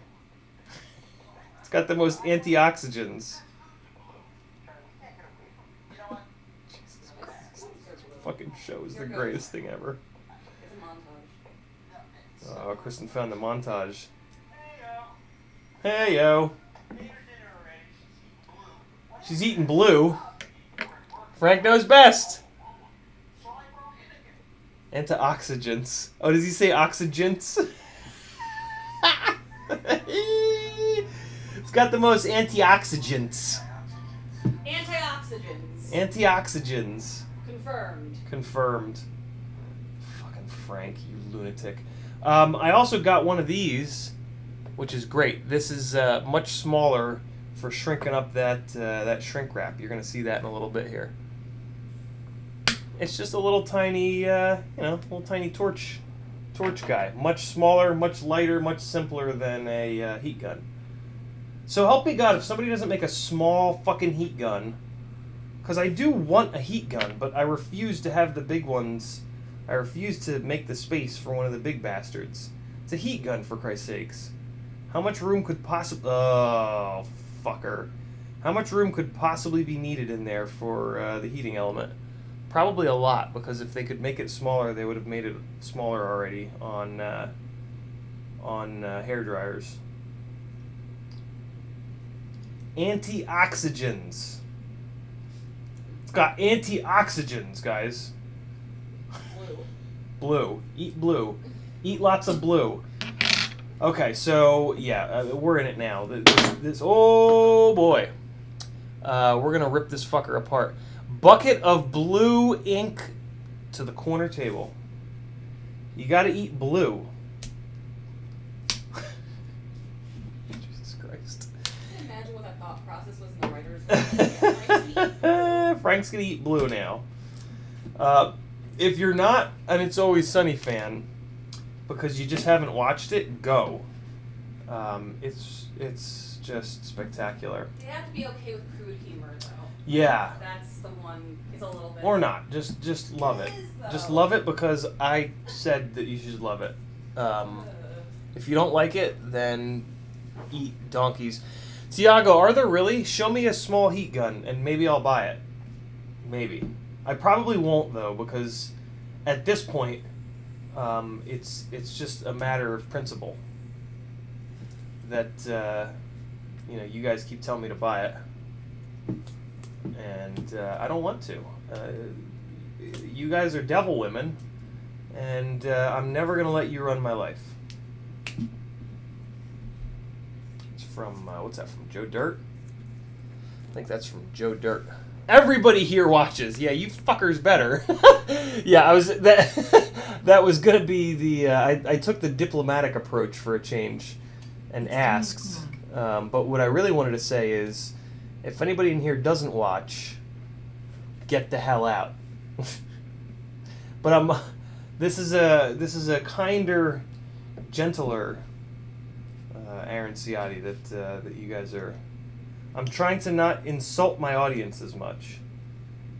I mean, for anyone that's new, I insult my audience in jest, just for funsies.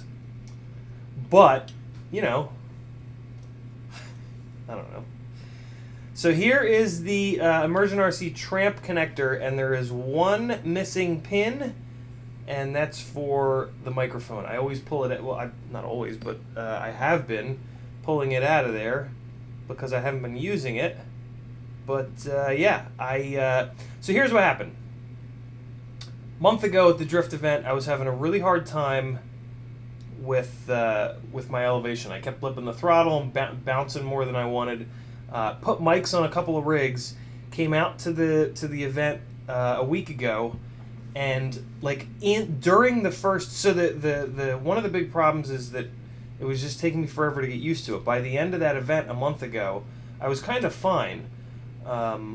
But at this most recent event, because of the audio, there was just no adjustment period. I adjusted immediately, and it was just such a night and day difference.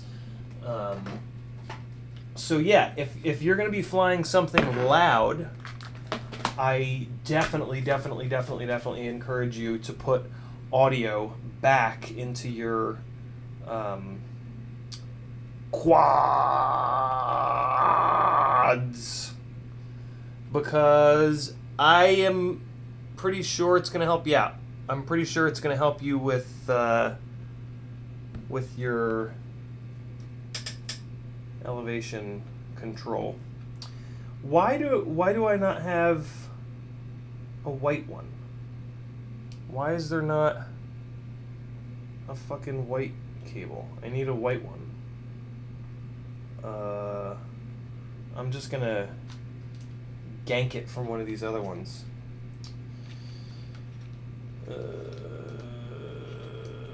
Okay.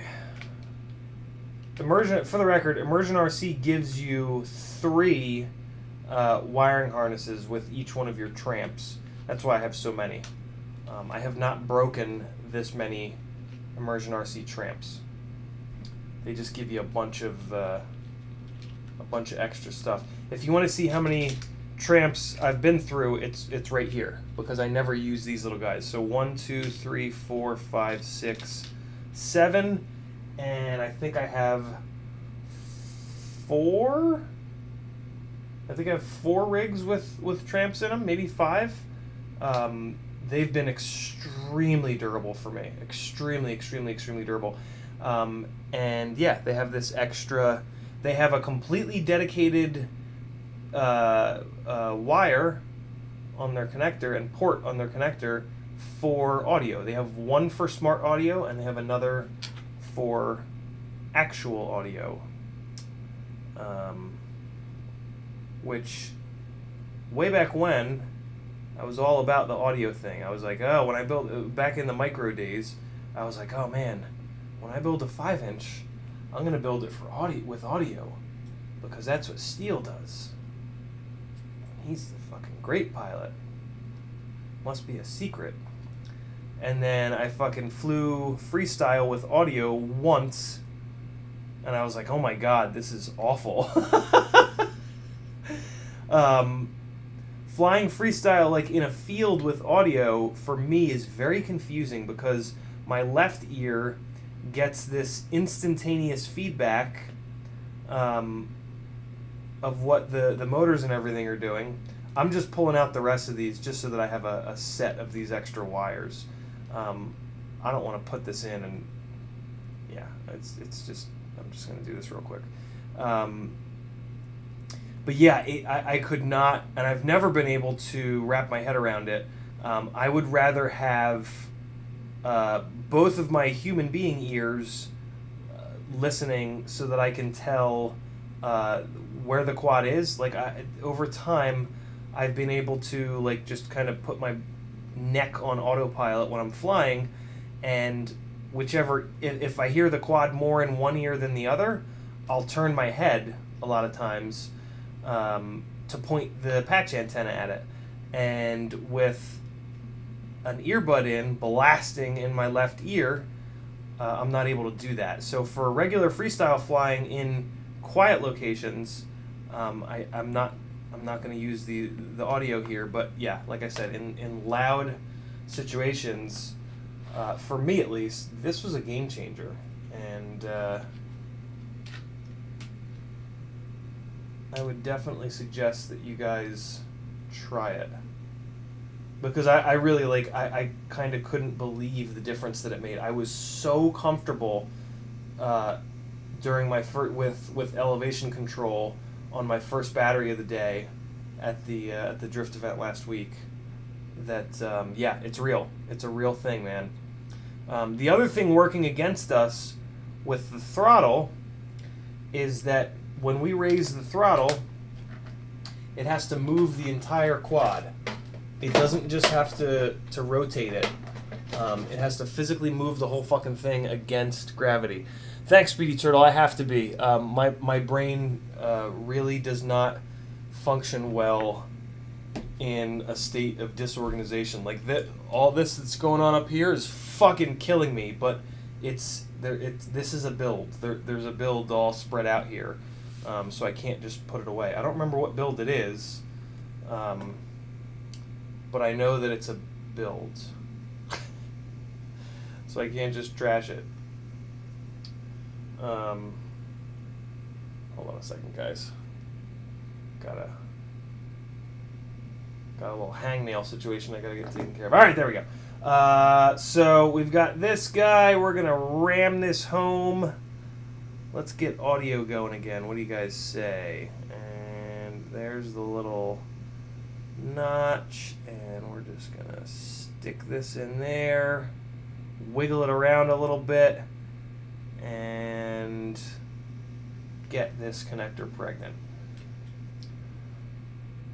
I like Immersion RC Tramp so much, I want to take them behind the high school and get them pregnant. We are watching not Parks and Rec, 30 Rock. I think we've been through it twice so far. I think this is our third time through it, maybe fourth. And yeah, we're in season 1 right now, and seeing Tracy Jordan in season 1 of Parks and Rec is a trip. He was skinny back then. Holy cow, he was like real skinny back then. Neither me or Kristen realized how much he ballooned up over time. Which, yeah, like I'm one to talk shit on Mr. Metabolism over here, I know, but yeah. Kristen and I got to see Tracy Jordan live in Atlantic City, and it was fucking great. He came out on stage just slapping his belly, just like a big fat belly slapper. It was terrific. It was right before the accident, actually, and he had this big fat gut. I don't think he does anymore. I think he got in shape after the accident. I don't remember what happened. I think he got hit by a car or something. Something fucking scary happened and he almost died. I feel like he got hit by a car. Somebody in the chat will know. Chat, back me up. What happened to Tracy Jordan? A couple years ago. Alright, so I'm just kind of twisting this up in the existing little bundle of wires just to kind of keep everything as neat and tidy as possible. That's good enough. This is going to plug in here, and then I'll have a little bit of extra cable. I might bail on some of this extra cable, but we'll see. And okay. Yeah, that's long enough. Come organize my shop. $100 an hour, and I'm there, Speedy. Tiago dropped a link for us. Let's see what it's to. Yeah, see, that's still too big. That's way too big, Tiago. Yeah, see, like, trying to find a spot for that in this toolbox here, no way. Not gonna happen. If it was like half that size, I would think about it. But I would want it even smaller. Yes, that's too big. That's too big. Too big for a machinist's toolbox. That's what I'm trying to do is keep everything in this small toolbox. For me, one of the biggest things that's helped me, like productivity wise, and being organized wise, is just keeping screws organized, keeping little bins of for each M2 and M3, and then marking the little containers in there, M2 by 6, M2 by 7, M2 by 8, and spending the time to keep the right screws in them, so that when I'm doing a build, it's like, oh, this one's a little bit too short. Let me get 4 of 1 millimeter longer screws, rather than let me dump out an entire box of random screws and sit there and try to measure each one of them. I know it's a complete pain in the ass to do that, but for me at least, it's well worth it. Come on, Hangnail, fuck off. Get out of here. There we go. That's what it was. He was in a limo bus and it was rear-ended by a Walmart tractor trailer. Yeah, I knew it was something fucking scary. Your lawyer's expensive. Laws of thermodynamics. What do you mean, Frank? In regards to it not being... yeah, that's what I'm talking about. Tracy Morgan. In terms of not being able to shrink it down, I'm assuming, is what you're talking about. Okay, so this can actually just get plugged right back the fuck in, which I'm going to do right now. Let me just make sure this is twisted correctly. Alright, so we're good on the VTX front. Let me clean this down here. I'm going to get the VHB on there, and I'm going to stick the VTX back down. Got a little bit of alcohol in here? Yeah, I do. Let's just do 1 second of cleaning so that this VHB is going to stick nice. Just got a little tiny container of alcohol here. Get out of here. And let's just get up in there. Cleaning with alcohol like this is really nice because it evaporates. So you can just scrub this down.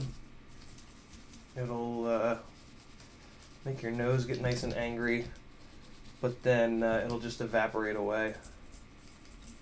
Whereas if you just spit on your base plate and do this, then it doesn't evaporate. Isn't that interesting? Hot air gun size. Yeah, I thought that's what you were talking about, Frank. Yeah, it totally makes sense why they're the size that they are, but I just don't. Yeah. Lighters and this little torch work just as well. The little torch will be a little bit more green, and that I can just refill it with butane. And, I like fire too, so that's another definite plus. I'd rather play with fire than just heat.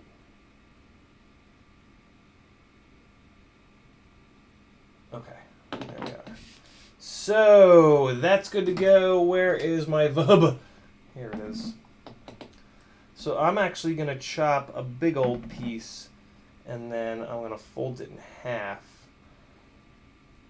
And I'm wondering if that might be tall enough. It probably won't. I'll probably have to run 2 of them. But that's okay. What's going on over there, chat? What are you guys up to? In the desert, the urine of camels is used. All right. All right. Blue has the most antioxidants, guys. Very important to eat as much blue as possible. It's got lots of nutrients. It's got the most nutrients. Whenever you go to a fancy restaurant, only order blue off the menu. Frank Reynolds. Legitimate lunatic. Okay, so I chopped a nice piece here. I'm going to fold it in half to double up the thickness. The only thing I don't like about the Tramp is this this plug header is a little bit bigger than the bottom, so you gotta boost your VHB up a little bit. Luckily, VHB is very lightweight because it's just foam. So you just double it up like this, and then you actually got to double it up again. Otherwise, on really, really hard hits, the plastic plug header can break off. It's only happened to me once, but it is a possibility. So there, I got that one, and I'm going to do one more. It's got the most antioxidants. My God, Frank. Alright, so here's the second one. We're going to do the same thing here. Fold it over.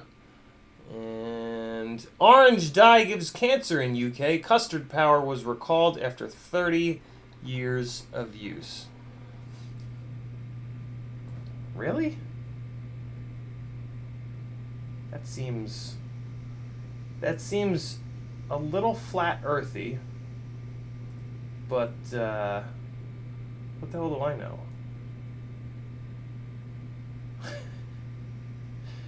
Come on!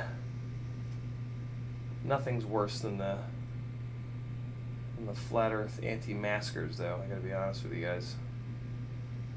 That shit is no good. Wear your mask. Even if you don't think it helps. Don't be the reason that somebody's kid or parent die. Just don't. I don't give a shit whether or not it works. It's not gonna make anything worse.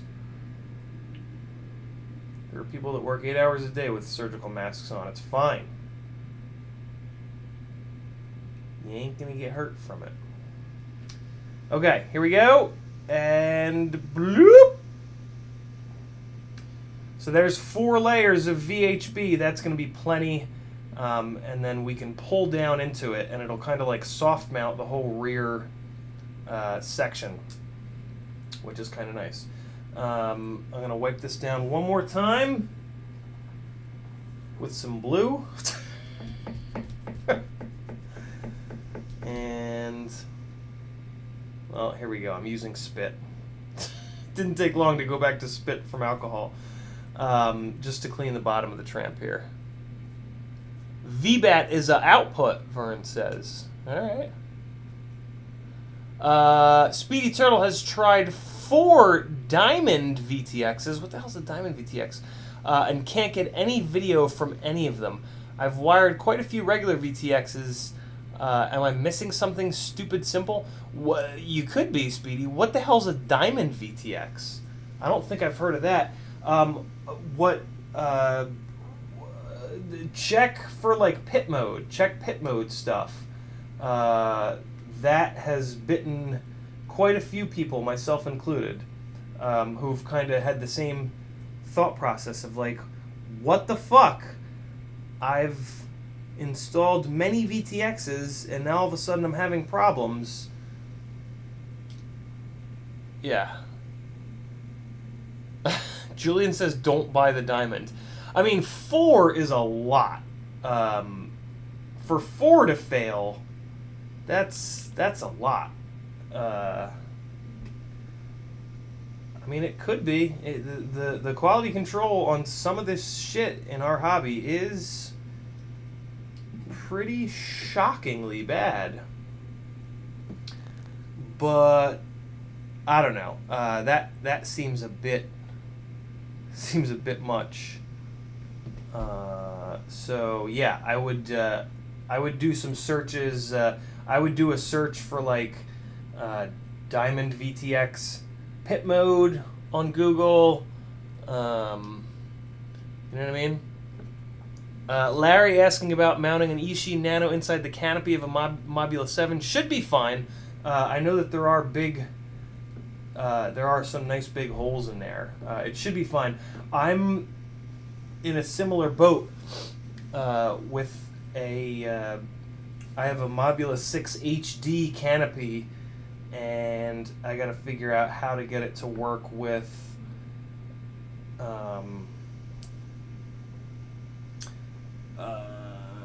without the Mobula all-in-one board that has both the receiver and the VTX on it. But I don't know when I'm gonna figure that out. I don't know when I'm gonna figure that out.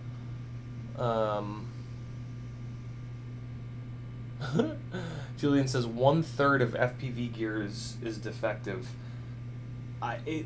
It's not been that high for me, but I also do buy better quality stuff, so that could totally be true, and that actually would not really surprise me all that much, if I'm honest with you guys. The situation is fucking grim with FPV electronics. A lot of bad shit. Alright. This is the white Barry. This is the white Tiny's LED. I'm going to kick this out of here. I'm just going to pull this. You know what? This VHB is fine.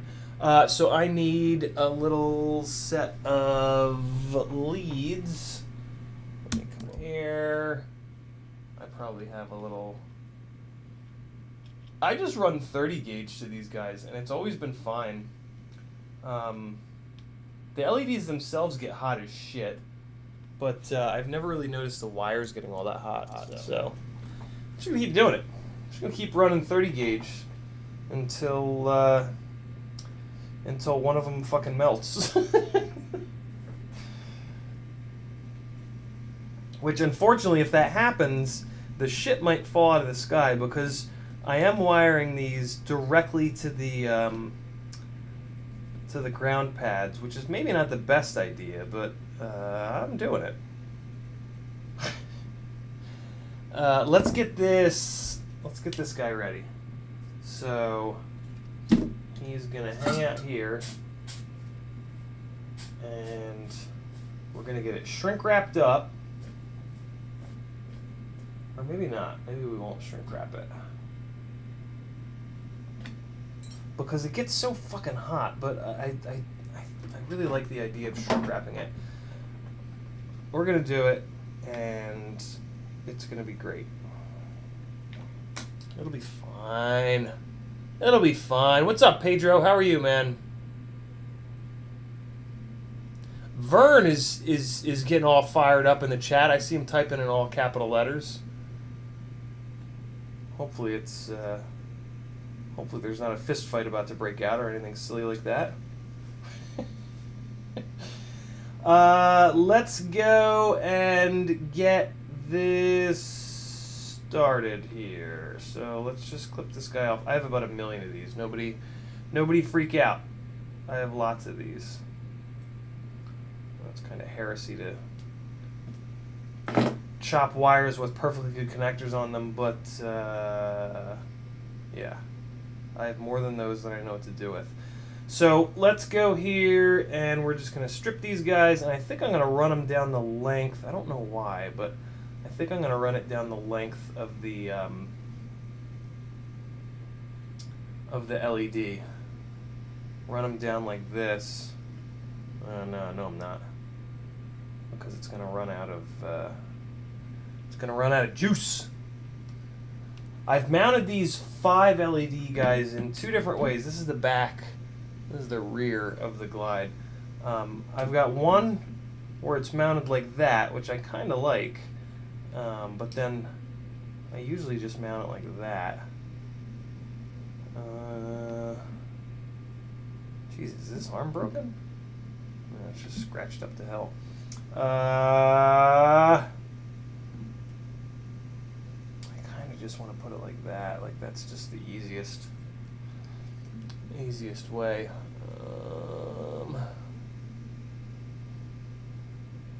Baby Shark Show. What?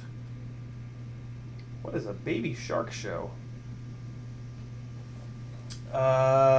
Shit, man, I don't know. Maybe I'll mount it in the back. Maybe that's a cool thing to do, right? Mount like that? Should I mount like that? What do you guys think? Should I mount like that? I don't know what that was all about. Let's just get this shrinked up and drop it on there.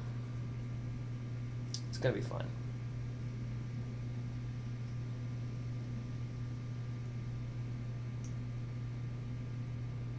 Well, that's sideways. Let's get it going here.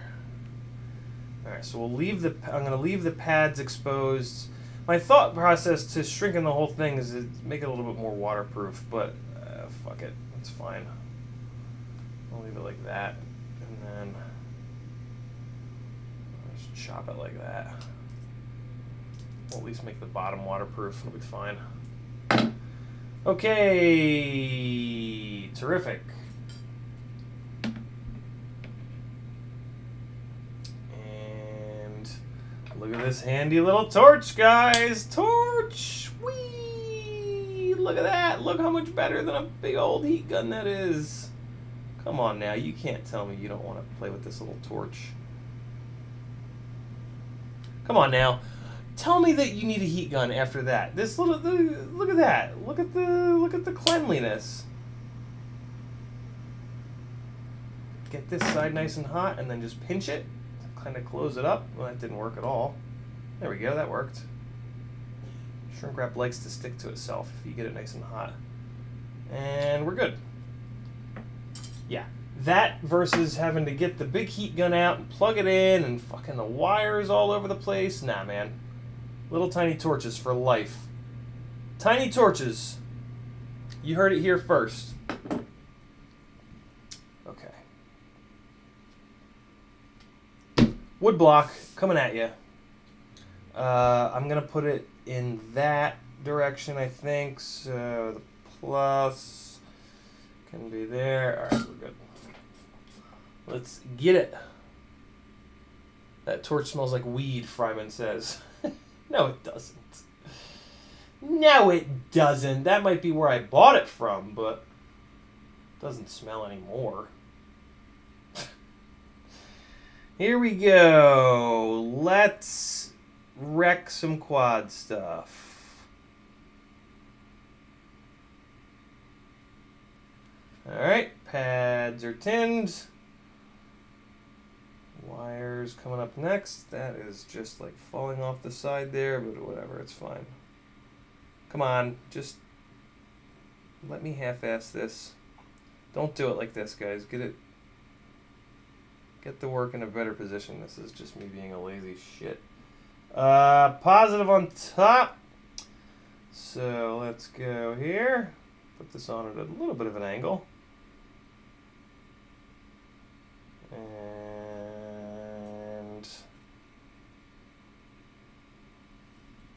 come on. Don't be a jerk. Yeah, no, I'm not going to do an angle. Let's just put it on there properly. Okay, we got the one and the other. Okay, 30 gauge done. Let's unspin these, and then I'm going to correct the. I'm gonna like spin these up so that it. Gary Higgins asking, is the Glide Hammer a good freestyle frame or is it too heavy? The Glide Hammer, even though it has 6mm arms, is lighter than I think pretty much any other freestyle frame available. So yeah, man, amazing freestyle frame.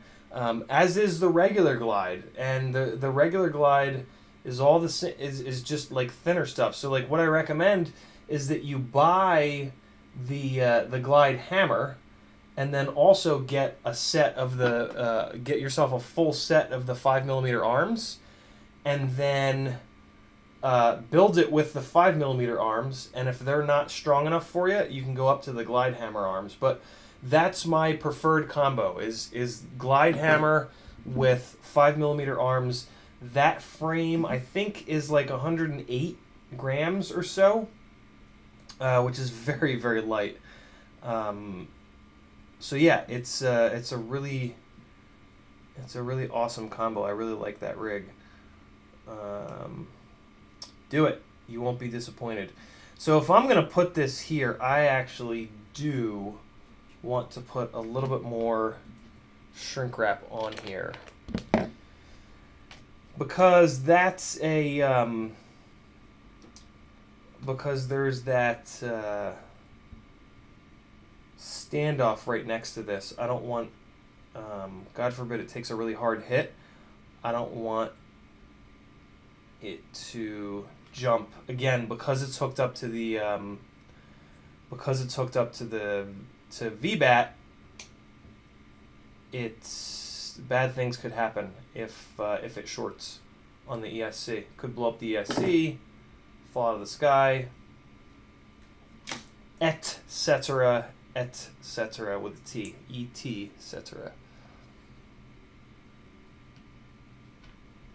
Where is it? Here it is. All right, so I'm just gonna do this little.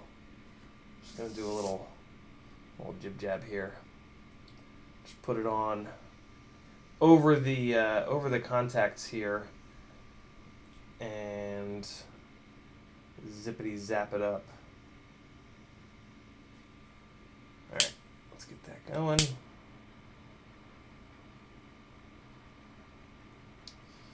Okay. So that's looking good. I'll get the end really hot and see if I can stick it again. Stick it to itself. Some at least. Yeah, not bad. Not great, not bad. Oh, wait, no, there it goes. Just at the last second. Okay, so now we're good. Now I don't have to worry about that shorting on the M3 bolt. Alright. And what I can do is run these guys sideways like this, and then get that twist going, because I do like to have these leads twisted just to kind of stay together. So we'll do that. It also uses a little bit of the cable length, which is kind of nice. All right, and we also got it out of the way of that last LED. That's most importantly, right? Perfect. Okay. So now let's make sure it's long enough. There's a chance it's not long enough. Nah, it's good. It's good. Okay, so I'm going to get this VHB down there. I don't need to do the crazy double mamma jamma. I can just use a little strip of single thickness. And this thing will not go anywhere. Alright.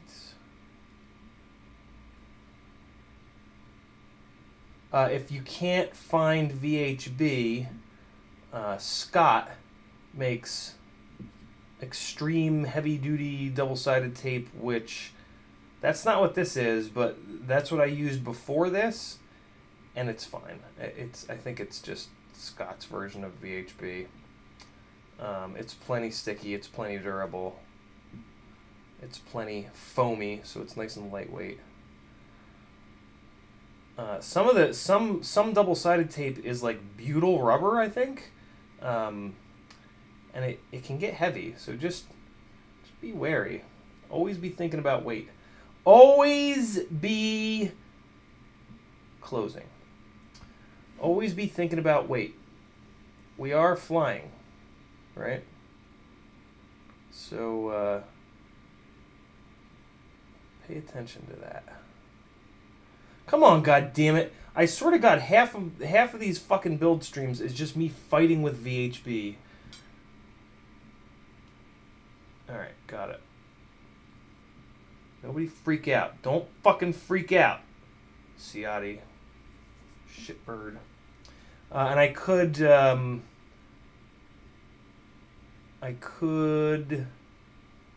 even run a little zip tie around the back here, but I won't. Because I don't think it's needed. I think this VHB holds completely fine.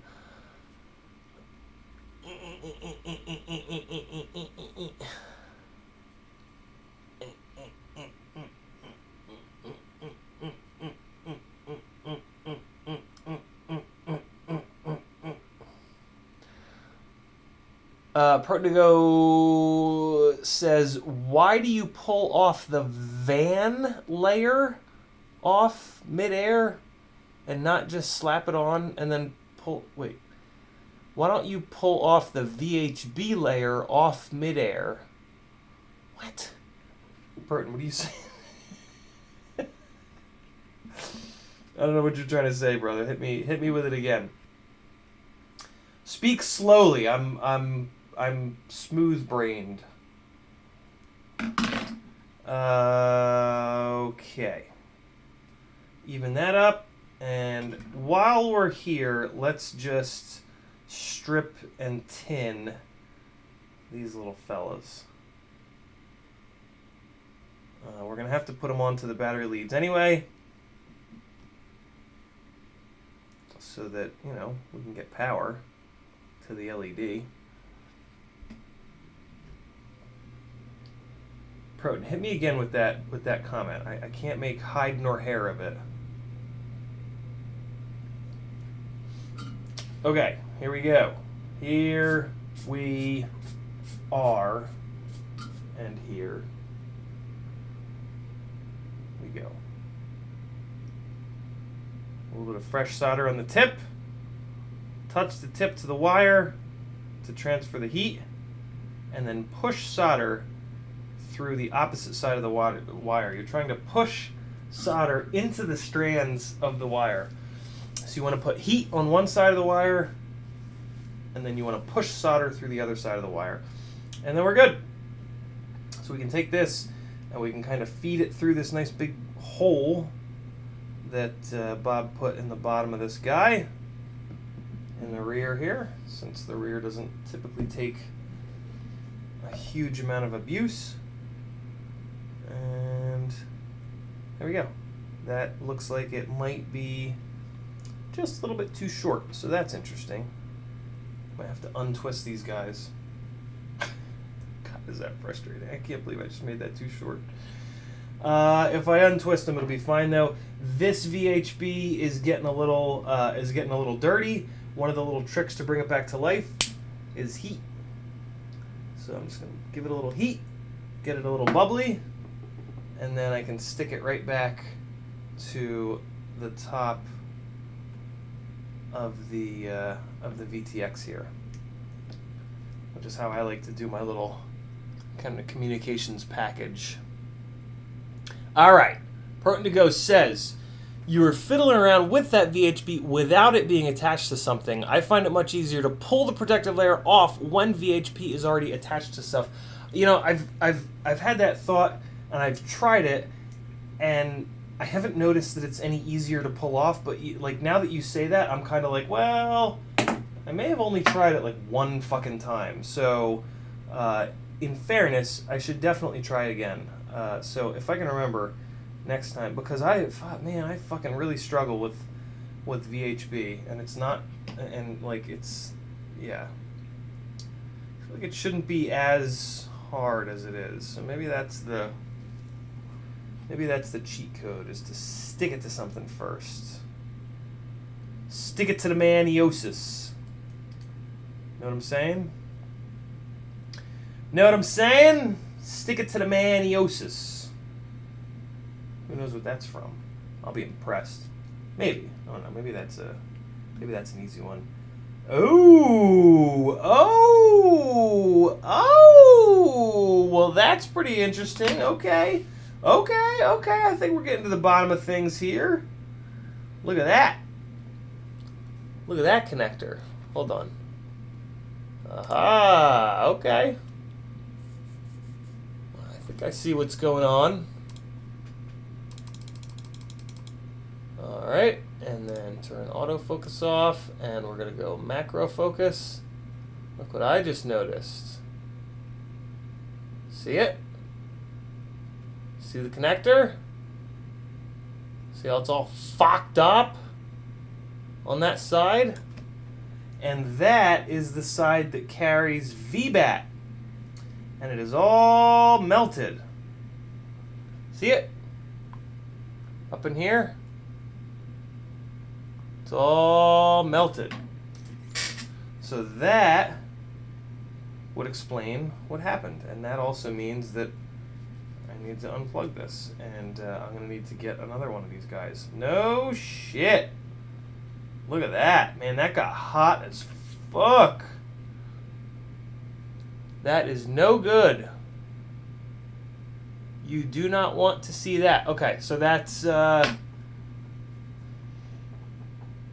Old Grohl says, X-Acto knife. I graduated from the X-Acto knife to these really sharp tweezers. I definitely like these sharp tweezers better than the X-Acto knife. Damn, bro, that's crazy. I've never seen that before. I've never seen it go so ham on a connector. That's crazy. That is banana pants. Okay, here is my audio wire. I want to pull it back up and over because I've been putting the microphones on this standoff here, and I think it's been working out so far. So I think I'll do the same thing. Just leave this over here. I'm ready to. Oh, I have to replace that. Fuck! I keep forgetting I have to replace this. I have to replace this fucking flight controller. God damn it! Why'd the flight controller have to fucking blow up? I mean, this is like very blown up too. Like it won't even get power from USB, which is bad. Usually they'll at least power up from USB. A little plastic nut just got hung up. Here it is. Man, this sucks. This sucks a big bag of donkey dicks. I really wanted to get going on that Cinesplorer build, but that ain't gonna happen. Focus. There we go. And zoom out. Sorry, guys. Keith Jones's banana pants keep bunching up. Well, that's a personal problem, Keith. I cannot help with that. I gotta get this camera the hell out of the way. Dirt, dirt, dirt, dirt, dirt, dirt.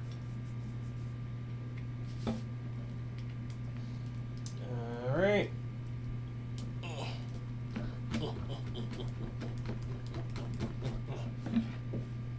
Who else got them questions? Come on, hit me. Hit me.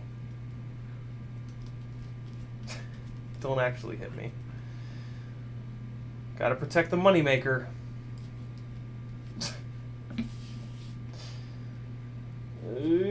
Get out of there. Come on. There we go. Okay. Okay. And my beloved micro... Oh, the camera's broken too. Terrific. It broke that off, and it broke that off. Oh, yes. Happy days are here again.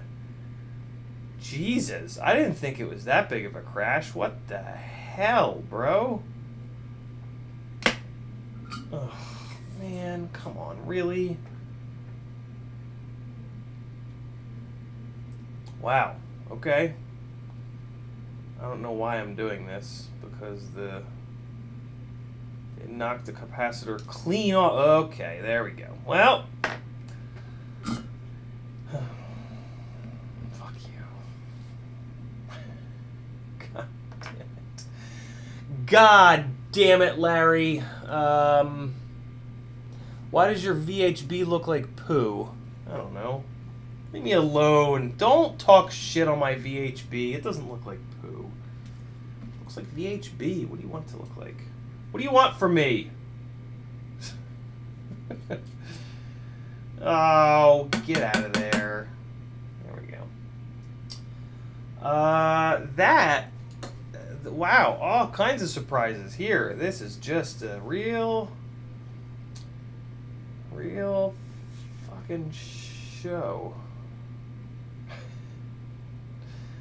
Look at this Ratel. Maybe I'll try this Ratel. Will it fit in this? Will it fit in this mount? It is red. It's a good thing, right? Let's see if it'll fit in this mount. I don't think it's gonna. This is a mount that BMC 3D made for me, specifically for the Micro Eagle, to get it as low as possible. And I have a feeling this camera is not going to fit in here, but it's worth a shot. It's worth a quick try. Now it hits the yeah, it's just not meant for it. Not meant for it. Okay, so I could put this Phoenix Micro in here, but I'll be honest, I don't think I like it all that much. So I think I'm going to end up doing, I believe I have one Micro Eagle left. I do. I also think this is the one that shuts off. So there's that. Now, you know what? I'm gonna run this Cadex Ratel. I'm going to take this mount out. Okay, so this is no longer a glide repair. This is a fucking scratch build at this point, which is fine. But man, I did not expect this. I don't know if I'm going to go out and fly at this point.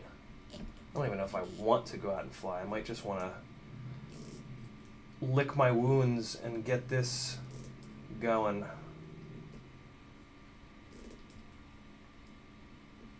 Come on, man. Really? You're going to fight me this hard? Just come out of there. Just be cool, man. Just be cool and pop off of there, please.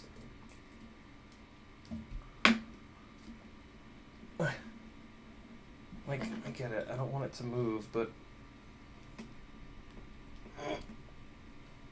this is a bit much. Okay, let's try this. Oh, I'm gonna try a little didgeridoo here. If I put that in there. No. Here we go. I put that in there. I can then pry. Yeah, there we go. There we go. Oh yeah, look at the big brain on me. My brain is very wrinkled. It is not smooth at all right now. It's very wrinkled. Hey, there it is. Coming up and off. Oh, well, it's broken anyway. Who gives a shit? Jesus, man, come out of there. Get. There we go. God. I put up quite the fight. We're good now, though. Crenellated. Crenellated is a great word. Julian thinks that I'm stunning and brave. Don't listen to the haters. Team Ugly VHB. Eric Allen says, what's a good way to start PID tuning? I'm still running everything on stock PIDs, and I'm getting prop wash when I catch it from a dive or power loop. I mean, the real way to do it is just to start watching Mark Spatz's videos. But the much faster way to do it is to go to the Patreon, to go to me Patreon page and type in, or no, search for tech tips. There's a tech tips tag that should be up on the top of the screen, and I've got a quick and dirty PID tuning article that I put in Patreon, which that'll kind of get you there. I mean, in handling prop wash, the one thing that you want to do is reduce filtering.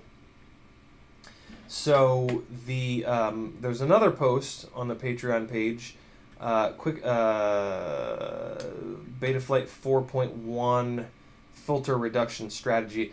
That is still totally valid, and then outside of that.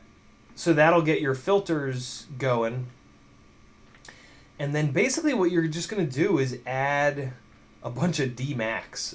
If you just add like 10 or 20 points of D-Max and change nothing else, it'll do a pretty damn good job at eating prop wash.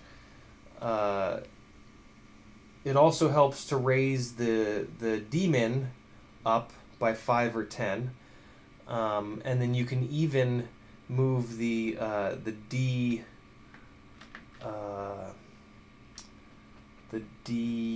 advance and the D min advance and the D min gain. If you move those up to like 50, that'll help as well. So yeah, if you just wanted to like blindly start doing those things, you wouldn't believe in. And as long as your motors aren't getting hot already, you should be totally fine. Okay, I have enough of these here. Those should be 2 that match. I also want to see which ones put the camera farther back. Okay, so this little guy is farther back. So it's between this little guy and those little guys.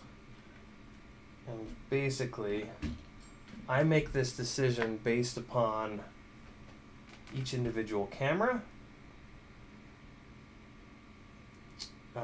because I try not to have too much of the lens sticking out, but if you put it too far back, well, fuck it. If you put it too far back, it will get a nosebleed. No, it will, you'll have standoffs in view, and I fucking hate that, man. Noah said at one point that it makes him feel claustrophobic, and I thought that was such a perfect. He can't stand it either, and I thought that was such like a funny but interesting reason, you know. Perfectly valid, Because you feel like you're all claustrophobic inside the quad.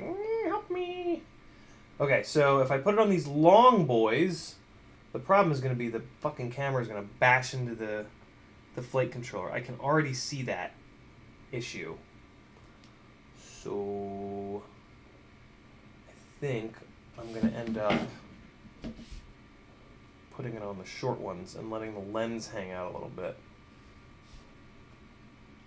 Although, maybe this will clear. This looks like it might actually clear. I don't know.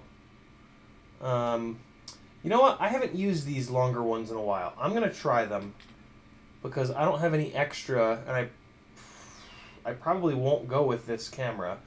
So I don't have any extra lenses for it, and I don't necessarily want to buy any extra lenses for it. So let's put it on the safer, longer, farther back TPU loops.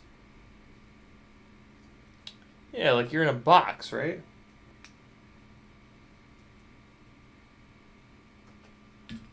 Okay, Lego.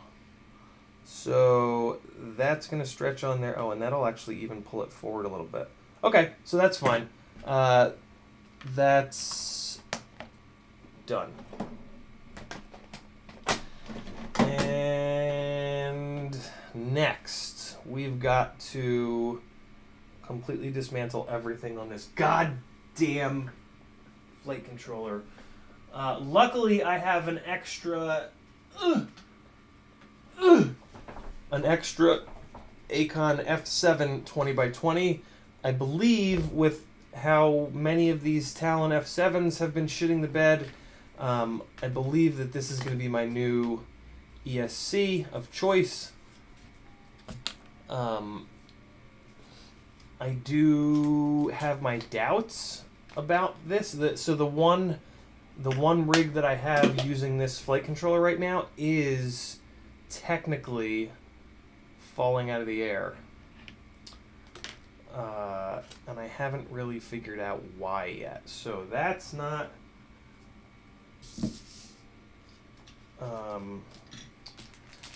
that's not a great sign. But there are way too many other things that could be causing that. To just go, oh, it's you know, because of that. So I gotta be, yeah. It'll be nice to have two of these things going to really test this. Pedro asks if I've talked to Bardwell about Ghost. Looks good. I have talked to him about it. He hasn't told me any secrets. But the video that him and Kevin just did, I don't know if it's a Patreon-only video over on his Patreon channel, but the video that they did together, it grossly outperformed the video performance, at which point it's kind of like, well, that's sort of all I need. Oh, maybe I can use these. I don't know where to use these though. Maybe on the 6-inch arms. That's what I'll use these on, the 6-inch. Speaking of the 6-inch arms, guys, I'm going to go out and get the mail because I think there's a big old box in the mail. I don't know why they said it would be delivered on Sunday, but I think there's a huge box in the mail that you guys are going to want to see. So let's go here again really quick. I will be right back. Yeah, I think Ghost is the testing that's been done so far, though. Ghost hung with Crossfire, and Crossfire is so much more powerful than our video that I'm down. I'm still down. I'm all about the Ghost. Where the hell is... Alright, I'll be right back.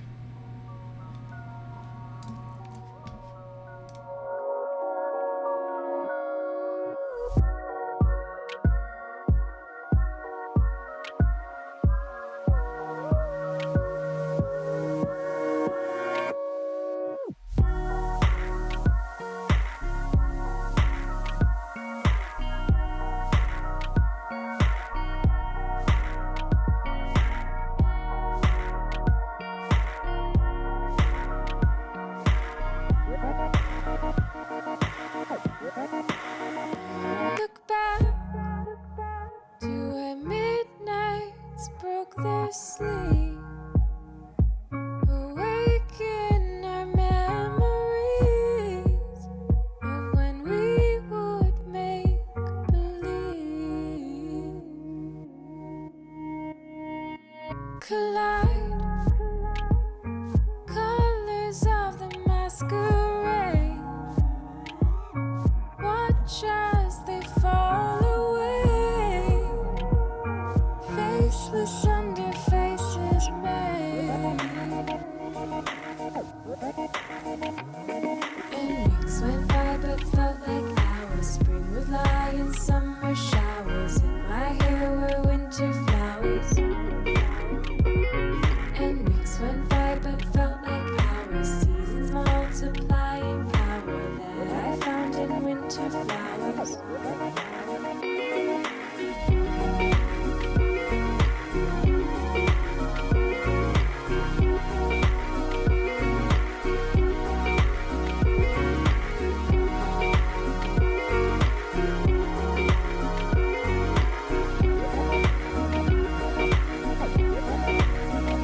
Turn back, I see rivers beyond the light, ancient roads in broken design, angels running through our minds.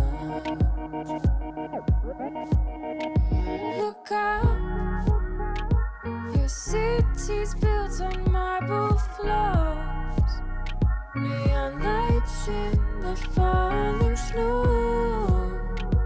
Those nights back in Tokyo.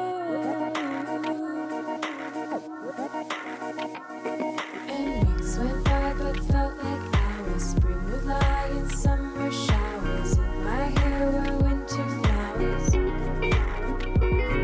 And weeks went by but felt like hours. Seasons multiplying power that I found in winter flowers. It's 4 o'clock.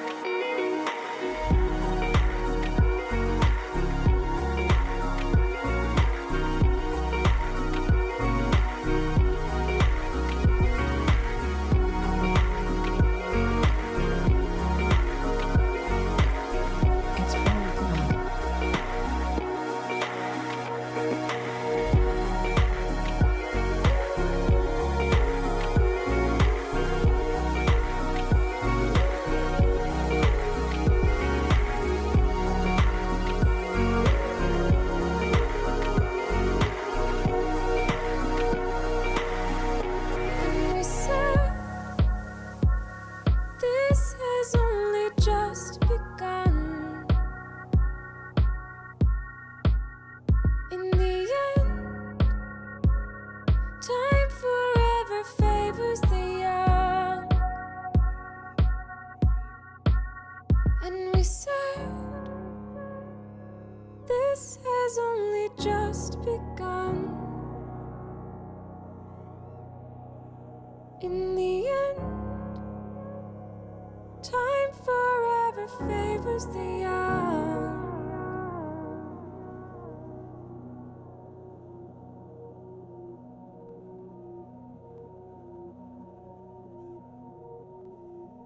Well, that's weird timing. No mail. It'll be here tomorrow. Okay. Pause. Thanks, guys. Eric counts as I believe. It's me. Hey, Nevin! What's up, brother? And... okay, back to the matter at hand. Acon F7 20x20. There are two versions of this. There's a version for DJI with a big old extra connector and probably some BEC weirdness going on because of the weird BEC requirements of DJI. And then there's this version. This is the cheaper version, which is nice. I want to put different... so the Acon sends these really, really, really low profile grommets, rubber grommet guys, and I don't want to use those. I want to use ones that are a little bit taller. A little extra light for you guys too. This should help. Or it won't fit. Really? Come on. Come on, bro. Get in there. There we go. Okay. Yeah, that should look a little better for you guys. Yeah, so I'm gonna swap in some more substantial grommets here. I think it's gonna be these purple ones. Ooh, look at these purple ones. Nah. Let's go. What are the... Right now, the flight controller is up a little bit. Okay, yeah, so I'm just gonna use regularly sized ones. If you don't have a little stash of these grommets, you should. It's really, really nice to have a little stash of these guys.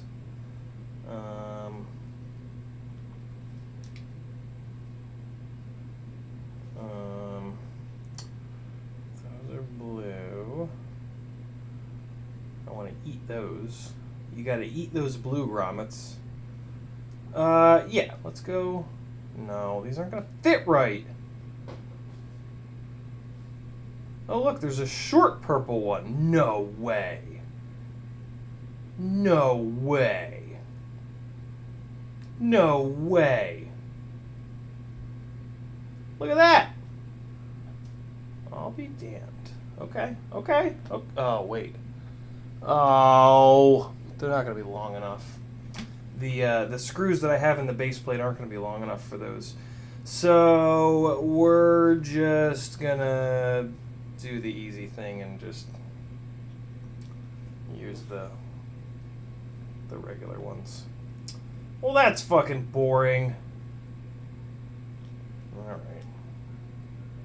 I'll just use black ones. Ice Cream Man's outside making a good old ruckus. Okay, come on. Give me one more black one. There we go. Okay. That's fine. So we're just going to use the regular black grommets. I eat my blue grommets. They have lots of antioxidants.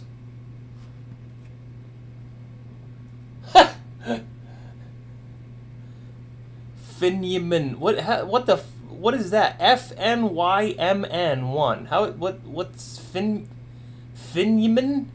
Finyamin. What's the deal behind your name? I'm sure there's a pronunciation and a story behind it. Let's hear it. Let's hear it, bro. Now's your chance. Fuck, it's getting hot in here. Ooh, the fan. The fan. What time's it? 4 o'clock, and all we've managed to do is rip this even farther apart? Great. Oh, I can't believe everything was broken on there. I can't believe it was the camera. Oh, fuck. Squints, you still in here? This is the one that we broke, that I broke on Sunday when you and I were hanging. Remember, it wasn't that big of a crash. I don't quite understand why everything exploded. Seems a bit much, man. Seems like, I don't know. I don't understand why it was this vicious of an implosion within the quad. It wasn't that big of a crash. I mean, any crash into concrete has the potential to blow up pretty much everything. But I don't know. Usually I gotta hit harder than this to really do the big fuck. To really do the big death on a quad. Like, usually when I break all these things at once like this, it's, like tumbling down a fucking concrete 20-story drop. And the building that we were flying at is only like 5 stories, so it definitely didn't do that. Oh, and look at these grommets, they're all big. These grommets are all big and puffy and getting all close to these pads. Ugh, that's so gross. Come on, man. Ugh, you son of a bitch. Eric Allen stays away from concrete. A wise decision.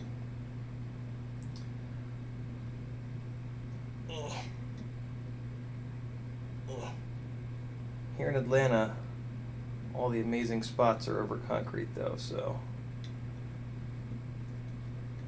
gotta just go for it sometimes and break everything. That way I'll have more shit to fix for you guys. The problem being, all I do is fix shit and I don't get to build any of the new shit that's just sitting and waiting.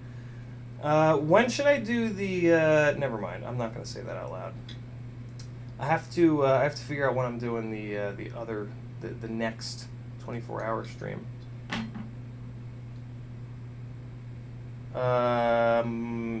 So these I'm looking to see which pads these are getting kind of close to. It's actually not that bad. I think we'll be all right. Okay. This is, I love that they give you this little wiring diagram because then you just don't need to fucking look it up. But Harsha is asking about waterproofing. Those are pretty much the 2 ways. I don't know of any other ways to waterproof. I mean, I guess you could just use like clear nail polish. I've heard of RC plane guys having done that forever. So that's one thing you could try. But yeah, I would just stick with what works, with what everybody else has been doing, which is either the shake and bake or conformal.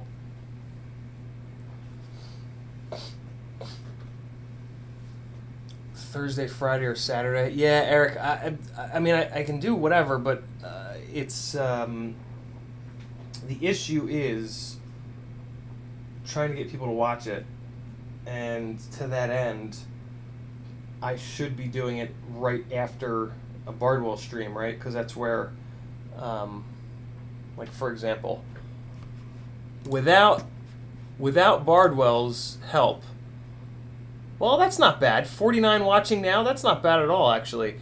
But if he'd streamed, usually after one of his, I'm not waterproofing pro. No, I don't believe in it. It's not that I don't believe in it. It's just that a bunch of people have done it, and it just hasn't really done shit. Like their rigs are still falling out of the fucking sky. So I'm kind of like, well. Why bother?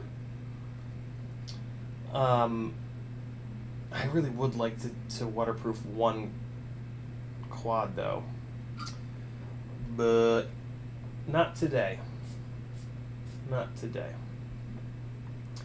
What was I saying? I think I was saying things that were somewhat important. Camera, 5-volt. And battery, where is this camera being powered from? This camera is being powered from the VTX, so I don't need to tin those. All I need to tin is the video in. So that's this one here. Alright. And then we've got a ground right next to it. I don't care about that. And then we've got the VTX stuff over here, and I am going to use all of the VTX pads, so we're going to get those tinned up.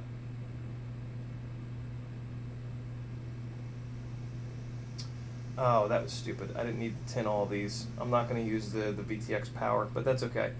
And then off on the right side here, we've got UART 5 TX and RX. I am just going to tin those just for the sake of, yeah, having them ready to go in case I need them. I don't know which UARTs I'm going to use. And then there's PPM, RSSI, UART, RX, 5-volt and ground. Might as well. I'm probably going to end up using these. I'm going to use 5-volt and ground from one side for the microphone. So I might as well just have this ready. And I accidentally bridged these two, so let me just get them unbridged. There we go. All right, so that's looking good. We got that, we got that. Okay, and then on the bottom here is ESC 5 and 6. Don't need those. And then we've got UART 4, RX, and TX. That's fine. I might the same kind of deal. I might as well tin those, just so that in case I need them, they're ready. 1 and 2, and then off on. Oops, that was stupid. That was the ESC 5 and 6. I don't need that. I want these guys over here.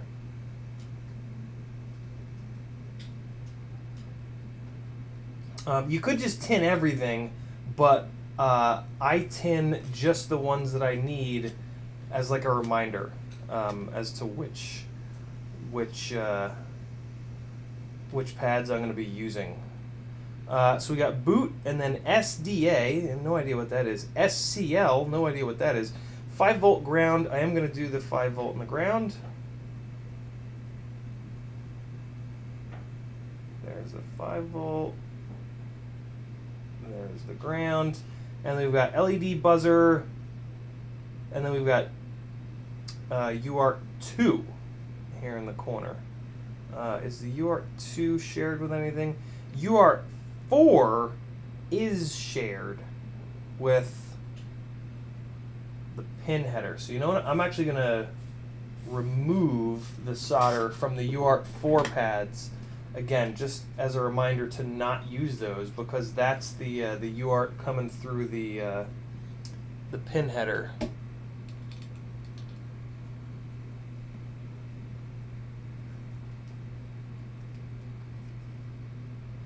Oh, that's true, Mac. Yeah, that is true. The conformal does act like epoxy in a way, and sticks the components down to the board. Very, very true. A lot of boards come conformal coated. If a board is like glossy, it's probably already conformal coated. A lot of them come with it from the factory nowadays, and then, which is no big deal because you burn right through it when you solder to it. So I'm good-ish. No. Let me do these. I'm going to do the UART 2 RX and TX down here. It's actually a misprint in the instruction manual here, which is interesting. So here is UART 2 RX and TX. There we go.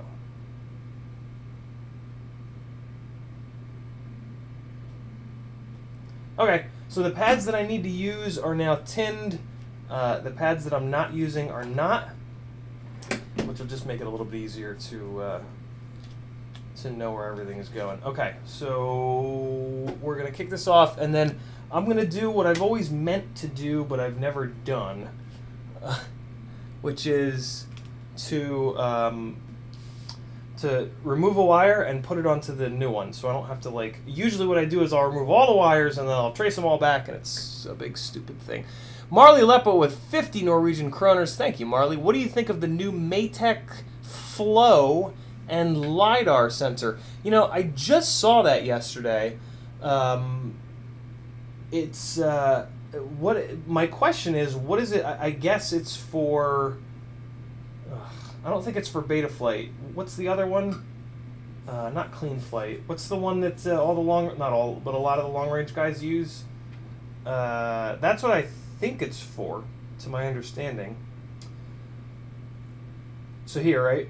I took the video wire off. I'm going to take this one, and I'm going to put the video wire on. I'm just going to do them one by one.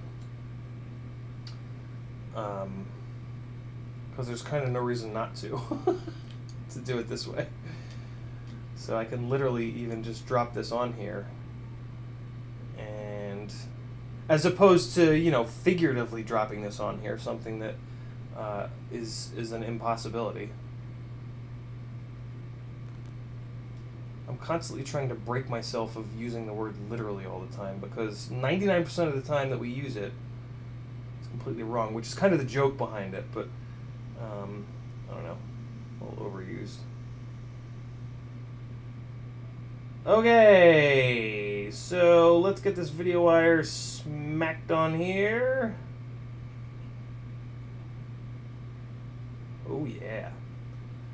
So clean, so clean. Okay, so we got video. It's a good start, right? iNav, that's it. Thanks, guys. Yeah, if it works with iNav, that's pretty fucking interesting.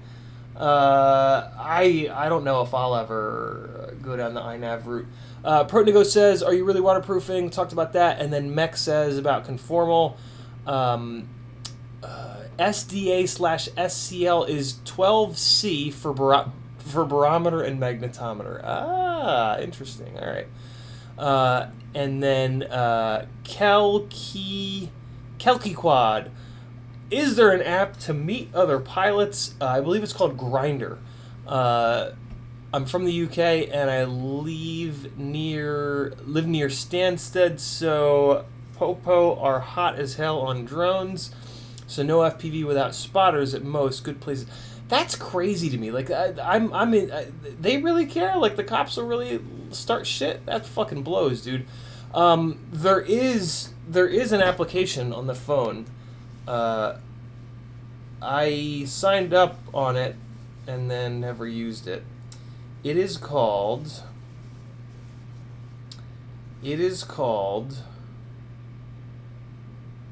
I think I deleted it. Somebody might know it in the chat. There is an application. It's called like Words. It's called Words. Shit, yeah, I deleted it. Sorry. Go to like the App Store and search for FPV, and I think you'll find it. Jack, the drawbacks of 20x20 versus 30x30 are reliability. The 20x20 stuff, since you're shrinking everything down, you lose a little bit of reliability, but it fits better, and it's not that unreliable. So you got to kind of pick your battles a little bit. My current theory is that the 20x20 flight controllers are durable enough, but the 20x20 ESCs are not quite yet. So this is my only rig that I'm experimenting with a 20x20 ESC. All my other rigs use a 30x30 ESC, 20x20 flight controller, and so far they've been more reliable than this rig. But this hasn't been bad, and I've only broken the one 20x20 ESC here, so it could very well have been a fluke. So take that with a grain of salt. Okay, so this is the video out. Oh, fuck me. I hope this is long enough. Oh, please be long enough. Please be long enough. You'll see what I mean in a second. So this is the smart audio and video out going to the Tramp ESC. That's not what a Tramp is. VTX. There we go. So let's see here. This is gonna be very frustrating because it's not long enough. Oh my god. Oh my god. Oh my god. Oh my god. Oh my god. Oh my god. Oh my god. Oh my god. The only thing I don't like about this Acon F7 is exactly what just happened. Oh, why? Oh, why? Fuck. Oh, man. Oh, wait, no. That's why I depinned that one earlier. Oh, I am the smartest man alive. You fuckers are just, you're experiencing greatness right now. I fucking piss excellence. I took apart that thing before because my brain is so advanced that it knew this was going to be an issue. And yeah, so we're good. We're actually, this is totally good.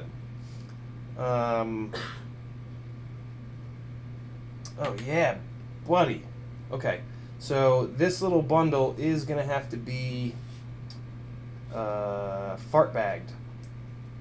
Alright, so let's do that now. Let's fart bag this, this little bundle here. So I'm going to grab this, and I'm going to try to remove it.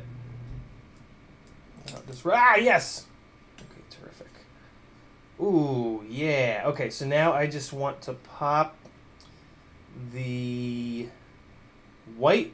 Nope, the white stays. The green and the yellow have to come out, and I'm going to replace them with slightly longer ones. So this is like a fucking advertisement for not trimming your wires. I do trim these a little bit, and then shit like this happens, and I get screwed over. The problem with not trimming is that you end up with a real woolly mammoth of wires and horse shit. So you got to kind of be careful, but most of the time you can get away with it. I don't know. I would rather be in this current situation after having shortened up the wires a little bit too much, because it's not that big a deal to swap a new set in, than to have the wires be too long and get sucked out into the props. So that's my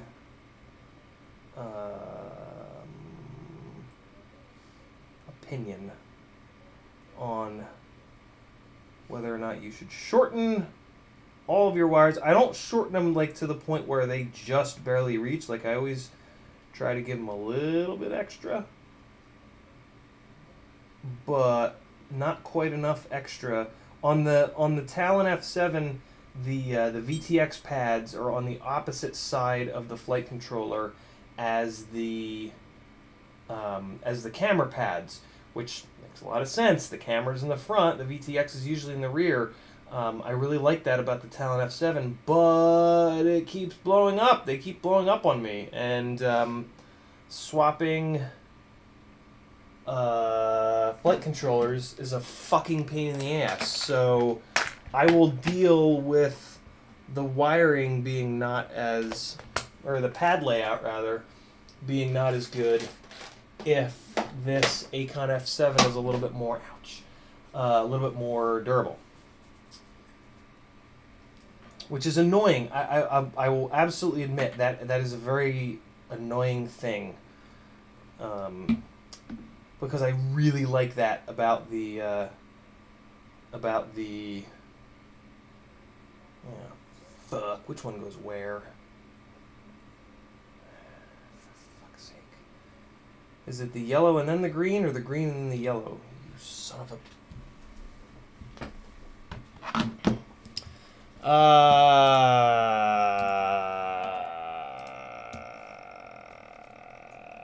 New window, tramp, wiring, BTX. Don't just search for tramp.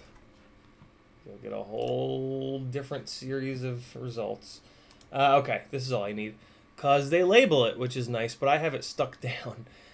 So it's audio, telemetry, video. Okay, that's all I need to know. Audio, telemetry, video. So that means that the yellow video is going to go in here first. Let's do that real quick. Alright. Kind of getting blocked a little bit by the power right next door, but we'll be alright. Get in there. There we go. Okay. Video is in, I think. Let's just make absolutely sure. Don't fuck around with these. Like, if you don't think it plugged all the way in, check it. Because when these let go, it's invisible, and you will chase the problem forever. There we go. Okay. And also always push down on the little plastic guy. When you lift them up, they lose a little bit of their downward forceness. So So every once in a while, just come through here and just push these little plastic latches down a little bit, just to make sure that they're staying down all the way.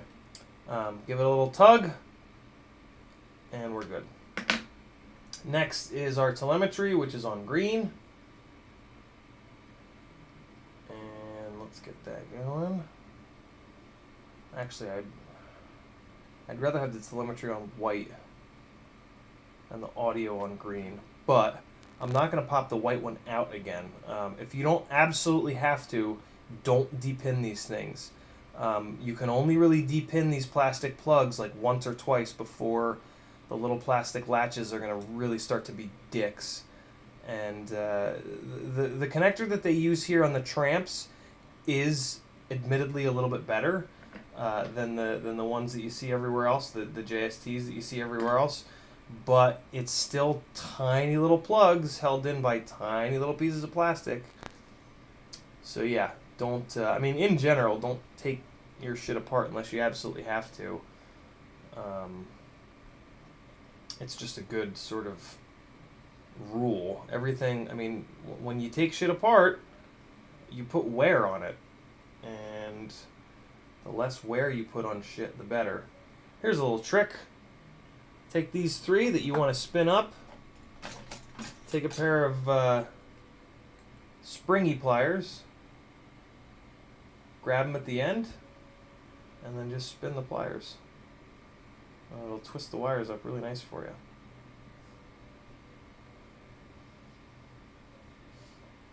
You can also do this with your nut grabbers. Hey, what's up, weirdo? How are you, man? See that? Nice and neat. If you're not going to be neat, then that's okay. I almost want to leave this... Yeah, I'm going to leave this unplugged for right now. For the foreseeable future. What did I say? White is audio, so I need to pull the white one out of this little bundle here because it's going to go to the mic. But these two guys, the green and the yellow, are going to go all the way up to the front of the board, which, like I said before, I don't love. I don't love that these have to go up to the front of the board. I'm tempted to go under, but I kind of can't because they don't really fit. They're kind of just barely long enough for this. So I'm actually going to take a little bit of the twist out, just to get myself a little bit more cable. And alright, let's start tacking shit down. This is probably, you guys probably aren't going to be able to see this, but let me just knock it out real quick. I mean, I think you guys know how to build by now anyway. Ground power, UART 3TX, and video. So, let's go UART 3TX first. And then we'll do video. Separate these guys. And come in from the side here. Alright, I'm going to need a little bit of... I'm going to need to tin the tip of this iron. So these are pre-tinned, but they're pre-tinned with leaded solder, which sucks. So you just need a little bit of... I'm sorry, they're tinned with unleaded solder. And so you just need a little bit of leaded solder up in there to make it all nice and happy. So there's that one. Now we're going to take the video and just put this kind of at an angle a little bit here. Just to keep it nice and tidy. Yeah, there we go. Nice little angle. These pads are small as hell, but there's a really nice amount of space in between the pads, and you're using 30 gauge wire, so you really don't need like huge pads on here. So I actually really like the size of the pads on these. I'm going to take one more little rotation out, and we should be good now. This can just kind of hang out in here. Hopefully it doesn't go banging against the board. Should be fine. Cool. So then this guy is just going to hang out here for the microphone, although, I mean, I kind of might as well just fucking put it on there. Yeah, let me trim this down a little bit. And let's just stick this to the microphone. What the hell? We'll get that all up in the mix here. May as well. Okay, that was a pretty shitty wire stripping job I just did, but I think we'll be alright. Let's just tin this guy.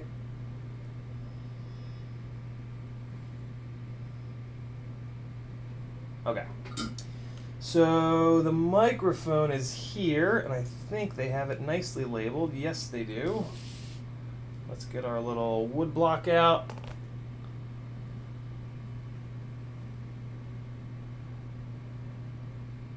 Jesus, weirdo! What? That's no fun. I don't even know what that is. Sounds like an old person thing, man. Don't tell me about that. I don't need to know about any more old people things than I already do. I'm going with denial. That's going to be how I deal with aging. Is denial. I'll let you guys know how it goes.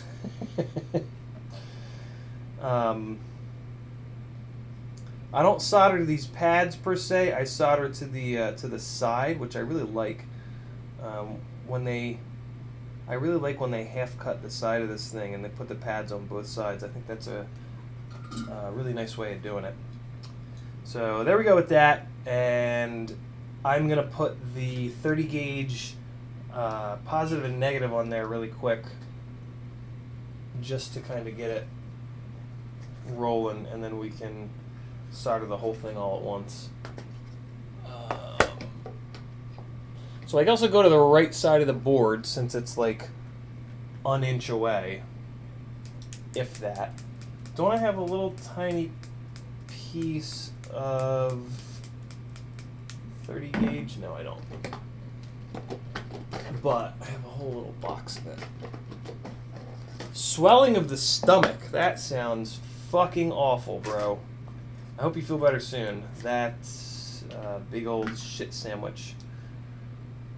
And it sounds like you might need to take a bite. Which is never a good thing, man. It sucks. I really don't need much at all. I need like...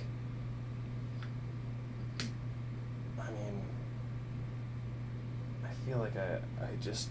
Because there's like 5-volt and ground pads right there. I feel like I just need like this right here. I don't want to cut it too short, but... Yeah, I think that'll be plenty. Okay. Putting some boxes back to stay somewhat organized. And this is already tinned, so I'm not gonna be able to do this without little arms. So let me just. I always try not to use this thing, but I'm gonna really need to use it right now for this one. So let's get this clamped, and I think I'm gonna run the cables downwards. So I'm gonna come up with the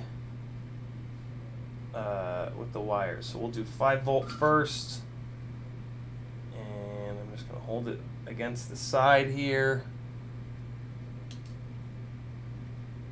Probably burn my finger, but that's gonna be all right. Anything doesn't kill us. Here we go. 5-volt going on.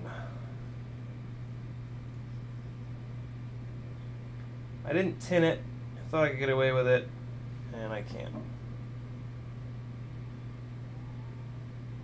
Oh my God, the kitten's crying. Poor boy. Very early. Hard life, man. He's got a tough life. All right, good enough. And then here's our ground.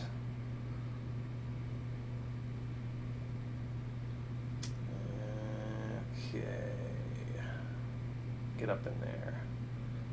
The big thing you want to make sure of when you're doing them on the side of the when they half cut the side of the board like this, just make sure they're coming straight out. It is easy to kind of bridge these, so just kind of make sure that they're going straight, and it shouldn't be an issue. The other problem I have is the fucking solder always wants to come with the iron on these, because you spend a little longer than usual on the pads, and it burns up a lot of the flux. It's not too bad though. Also tends to leave little nibs on the bottom, and I just chop them off with wire cutters. What is he doing? Look at that big boy. You're not gonna feed him, are you? Okay, good. He doesn't deserve food. He's been a bad boy. He hasn't. I just like to say that. I don't know why I say that all the time. Okay, that looks fine.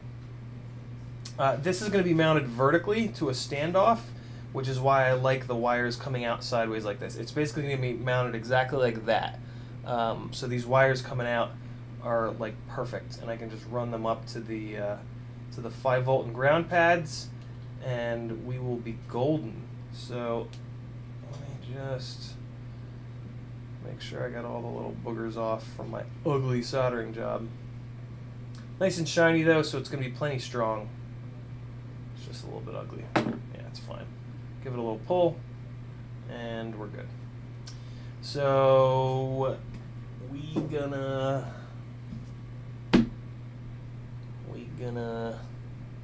tin these. I'm only going to strip off a tiny little bit because the pads are so small. If you're dealing with small pads, only pull a little bit of the insulation off. You don't want like half an inch of fucking insulation after where it's soldered down to the pad. I'm sorry, of no insulation, I should say. So there's that. Let's get these fellas tinned here. Why are you not melting? Melt, you bastard. Melt! Ugh. Did this soldering iron come down? Yeah, it did. That would explain it. Come back up to temperature, please. Oh, it's coming. Okay. There it is. All right, there's our ground, and 5-volt.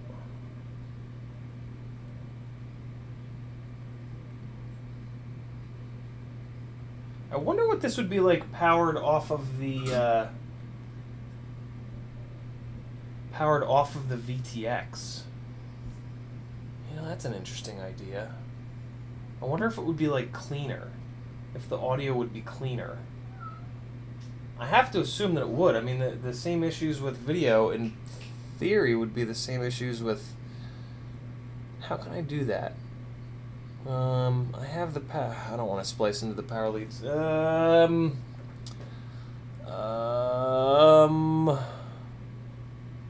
could swap that. Nah, fuck that. Quad Views says there is a 20x20 adapter that comes with the TBS Nano Unify. I think works perfectly for my tank VTX. I will post pictures on Facebook. Nice, Quad Views. There's also a really nice 20x20 adapter that's coming with the Ghost, which I won't use, but it is nice. I don't use it because I have a kind of a unique setup that I do in the rear of these glides, and I just need the extra little bit of space. So I am going to shrink wrap the middle of this little guy because it's going to be held up against the standoff, and I want to make sure that it doesn't get upset and explode. So let's just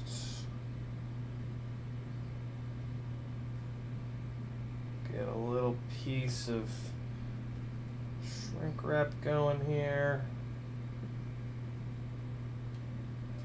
Chop it right there. Okay. So just leave a little mark just as a, well, as a mark. And then we can do the thing. Put this right around the middle there. Just to get some thickness. That'll stand it up off of the standoff. And then I'll also put a piece of VHB on there. But yeah, that should work fine. Ooh, this thicker shrink wrap really was taking the heat.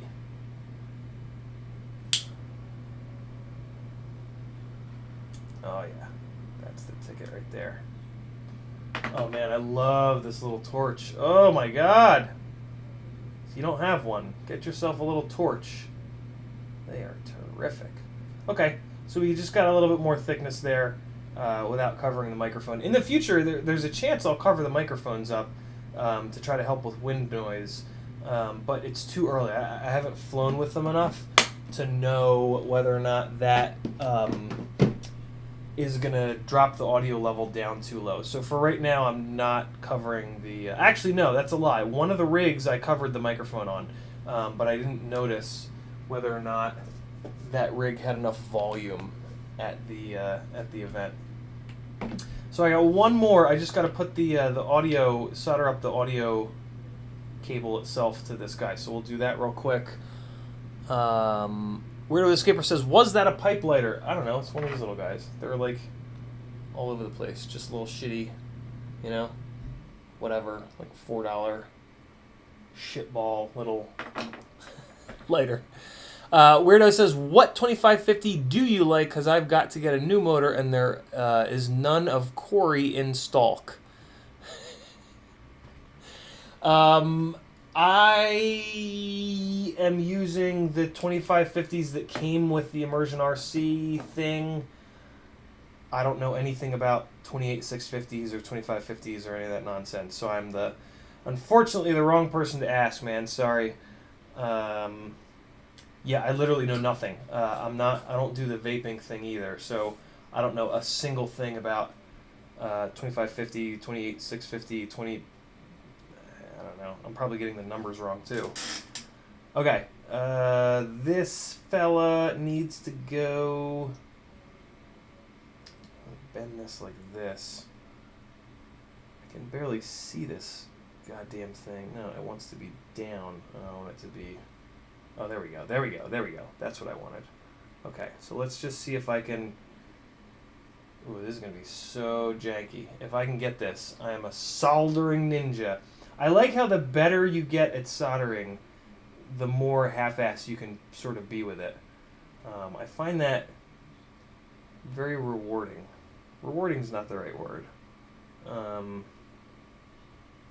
don't know. I don't know what I find that to be, but you guys probably know what I'm talking about. All right, so there's that. That audio wire went on there beautifully. Now I'm just going to put this onto the 5-volt and ground here, and we shall move on. So they are the last two pads there. The ground is all the way down the bottom. So what I'm going to do is I'm going to solder these over one another. You guys really aren't going to be able to see this, but basically what I'm going to do is I'm going to put the ground on first, and I'm going to point it straight down towards the standoff. And then I'm going to put the 5-volt on top of it. So I'm basically going 90 degrees to the direction of the pad, so that the wire itself is pointing in a better direction. The other option would be for the wire to point outwards, and that would just kind of be ugly. So yeah, I'm going to do it this way. I've done this a million times. It works really well. It seems very awkward to do it, but the wires don't care. Wires don't give a fuck. I'm going to cut this wire a little bit shorter. You got to be really careful when you're putting the one down on top. It loves to try to bridge. So let me just shorten this ever so slightly. And now that is going to sit down on that pad a lot better. And there's pretty much no chance of this now bridging with the ground pad that it's going over top, or the ground wire that it's going over top of. So there we go with that, just pushing it down a little bit and just kind of putting an angle on it so that the wire can flatten out on that pad as much as possible. So now it is like that. Come on, fella, focus. You can do it. All right, let me do the manual focus thing. Because I don't think I've ever actually shown doing this before. Okay. So, here's what I did. Okay. See it? See how the black wire is going downwards, right? And then the red wire is also going towards the back of the quad. And I shortened it up. So I'm actually going to push this red wire farther forward. There's a little too much of a gap there. Like basically the solder is making a big bridge between the strands of the wire. And you don't want that. You want to try to push the strands of the wire down against the pad as much as possible. Solder, I haven't called it solder in a while. Solder is a terrible mechanical, I know you guys can't see, just give me a second. Solder is a terrible mechanical, it's terrible at mechanically holding wires. So, if at all possible, you want as little solder between the strands of wire and the pad as possible. So now, see how I pulled it closer so that the strands of wire are sitting down on the pad, right? Can you see it? Yeah, so that's what I want. And that's going to be nice and strong. Not that it really needs to be, but yeah. See, so now it's just going to go whoop and just turn that little angle, and it's going to sit right on that standoff like that. Oh, you guys can't see shit because not only is it zoomed all the way in, it's out of focus. There we go. So yeah, this little mic is just going to sit right here on this standoff, and these little guys can just kind of move out of the way, and it shouldn't be an issue. Red wire is a little short, but it'll be all right. It'll be all right. So we've got audio. We've got video. We've got smart audio. We've got video into the ESC. That's not an ESC. That's a flight controller. So now we just need the crossfire friends. So yeah, let's just do that real quick, and then we'll be done with the flight controller swap over. Alright, let's take 5 volt and ground off first, and then I can take a look at what green and yellow even are. We got ground. I'm going in with a dry iron, that's why it's taking a second. After you do the first one, though, you'll get a little bit of liquid solder on the tip of the iron. It's just sheer laziness. Okay, so now I just need to like pay attention to what the green one is on. I think I might have seen a T.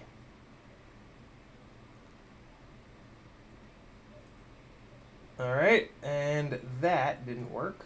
That wasn't quick enough. And the solder hardened. Okay, so the green was on R pad. Is that right? Yep. So green is R, which is great because Green. So green is R. Green. And then yellow is T. T is right next to Y. Cool. And yep, T3. Cool. So green for R. Simple enough. And another blown up Talon F7. What a fucking shame, man. Ugh. Very annoying. Very, very annoying. I love everything about this flight controller, but fuck, man, stop blowing up. So I need to pick.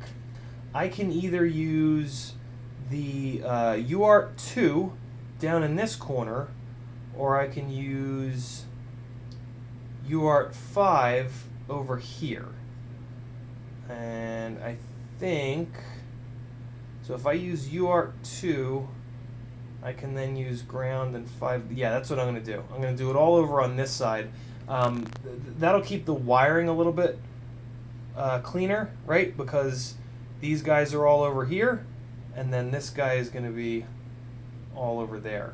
What it does mean, though, is that there's going to be a little bit of extra wire length, but that's fine. Let me take I'm going to take one little wrap of the red and black out, because it's got to travel a little bit farther.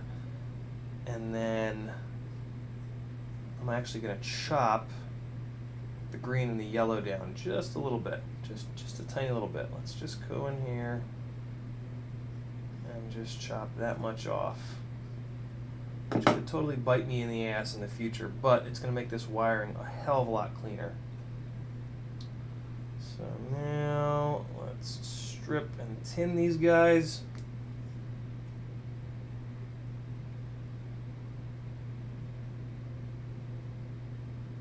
How are you doing at work, Kristen? Super backed up? Okay. Not like bad, but I'm alright. Just Alright. trying to get through. Cool. Alright, so green for RX has been tinned, and yellow for TX has now also been tinned. So let's go from left to right here so that we're not soldering ironing on top of ourselves. I just made a verb out of a physical object. That was kind of fun. So it is T. T is all the way down. So yellow is going to be first. Just try to move this around so that you guys can see. What did I say? Yellow first? Yeah. So we're going to go yellow first. And I am actually going to solder these outwards? No. I don't want to solder them outwards. I want to solder them inwards. So I'm going to end up doing the same thing where I'm going to put these wires over one another. And that's going to kind of look like shit, but it's going to be all right. It's going to be all right. So I'm going to lay this flat on that guy. And just a quick little zip zap. Zippity zab. Oh, that was terrible.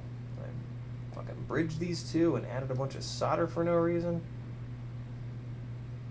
Alright, so the problem is this is too long. Don't need this much exposed wire, and it's kind of fucking me. Alright, so that's going to be a lot better. Little yellow guy right there down on the pad. I want to rotate it a little bit more, and let's make sure that we bridge everything. That's important. Come on, man. Cooperate, please.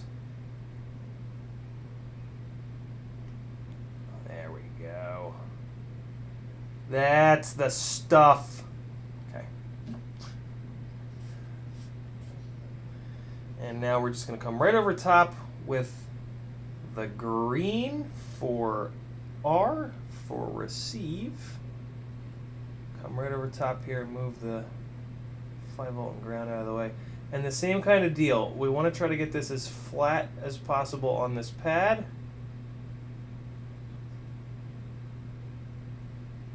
And, oh, that was a nice one.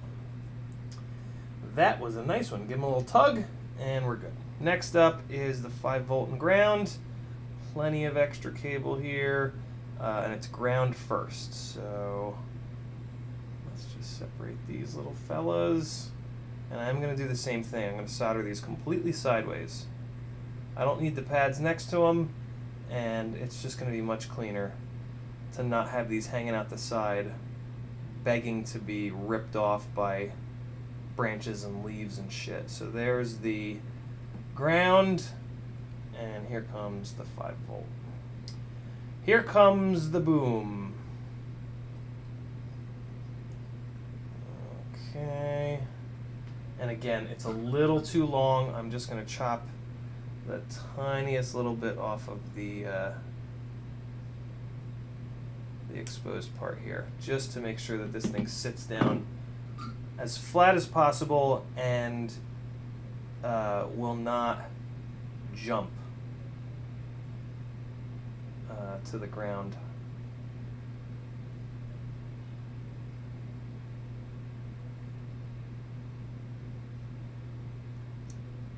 There we go. So that looks pretty good. Let's check it with a 5X loop.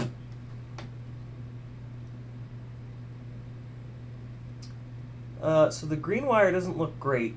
The rest of them look totally fine. So let me get that green wire laid down just a little bit flatter, and then we'll be good to go. And to do that, I'm just going to kind of come in here with the super skinny tweezers, grab it ever so slightly, and just kind of nudge it forward. It's 5 o'clock. Oh shit, 5 o'clock, huh? That means we've been up for 4 hours on here. I haven't done shit. I'm getting hungry though. That's better. There's the green wire properly sat down and nice and flat on that pad. And now we're perfect. Yeah, bro. That's the stuff right there. Put a PC fan in your router. What's going on with my router? Thanks for that. Kelly Quad. Someday I'll get it. Someday I'll get it. So the new flight controller is in. The microphone is in. Now it's all about the ESC. I think I can even plug the VTX in. I think I'm done faffing about with the VTX. I'm gonna leave it unplugged though, because I do need to wire it up to the pads of the ESC. I am hungry. I'm thinking about calling it quits. It's been 4 hours here. That's a long time. Tomorrow night's going to be a big mailbag night. Now, let me go a little bit farther here. I've got a lot of extra. Oh, this also shows you the super cool. This is the rig that I've got. This really cool Immortal T mount. One of the things I love about the Glide is you can mount your Immortal T in the middle, in between the sandwich plate and the base plate. See that? Kind of see it through the middle here too, right? Isn't that cool? And it's like, it's a great spot because the props can't reach it. So it's like, it's really quite immortal being in the middle here. And it doesn't seem to have that negative of an effect on performance. I mean, it can't be great for performance, but I've I've sent this out pretty fucking far and been completely fine. So, I mean, Crossfire is so overpowered that, like, you can do a lot of stuff wrong and get away with it, which is kind of nice. I mean, that's definitely a good thing. I'm just trying to figure out a way of making sure that these wires stay down. I guess I'll just ram them under the ESC. And it should be fine. Just let it sit like that, and yeah, that'll be all right. That'll be totally fine. Okay, so ESC. Let's put the battery leads on first because they're the biggest goddamn pain in the ass. I'm going to use this clear one, which should be interesting. So I'm just going to kind of like measure from the way this was currently set up because they were a good length. So let's go like that, I think. Wait, no, let's do this. Let's do this. Go here like this so that the reds are next to each other. And chop it there. We'll spin this around so that the blacks are next to each other. And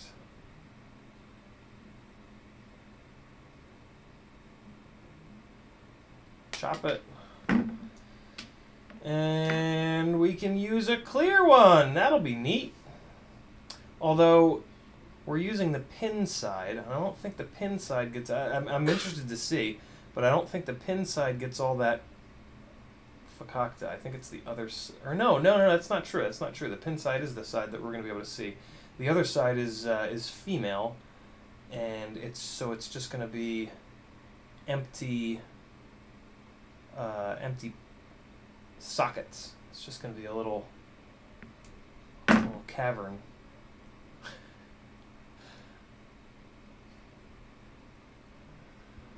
Just remember, guys, when you're 4 hours into your live stream or build and you're hungry as hell, make sure that you remember. 諦めんなよ。諦めんなお前。どうしてそこでやめるんだそこで。もう少し頑張ってみろよ。ダメ目諦めたら周りのことを思うよ。応援してる人たちのことを思ってみろって。あともうちょっとのところなんだから。俺だってこのマイナス10度のところしじみが取れるって頑張ってんだよ。絶対やってみろ。必ず目標達成できる。だからこそネバギブアップ。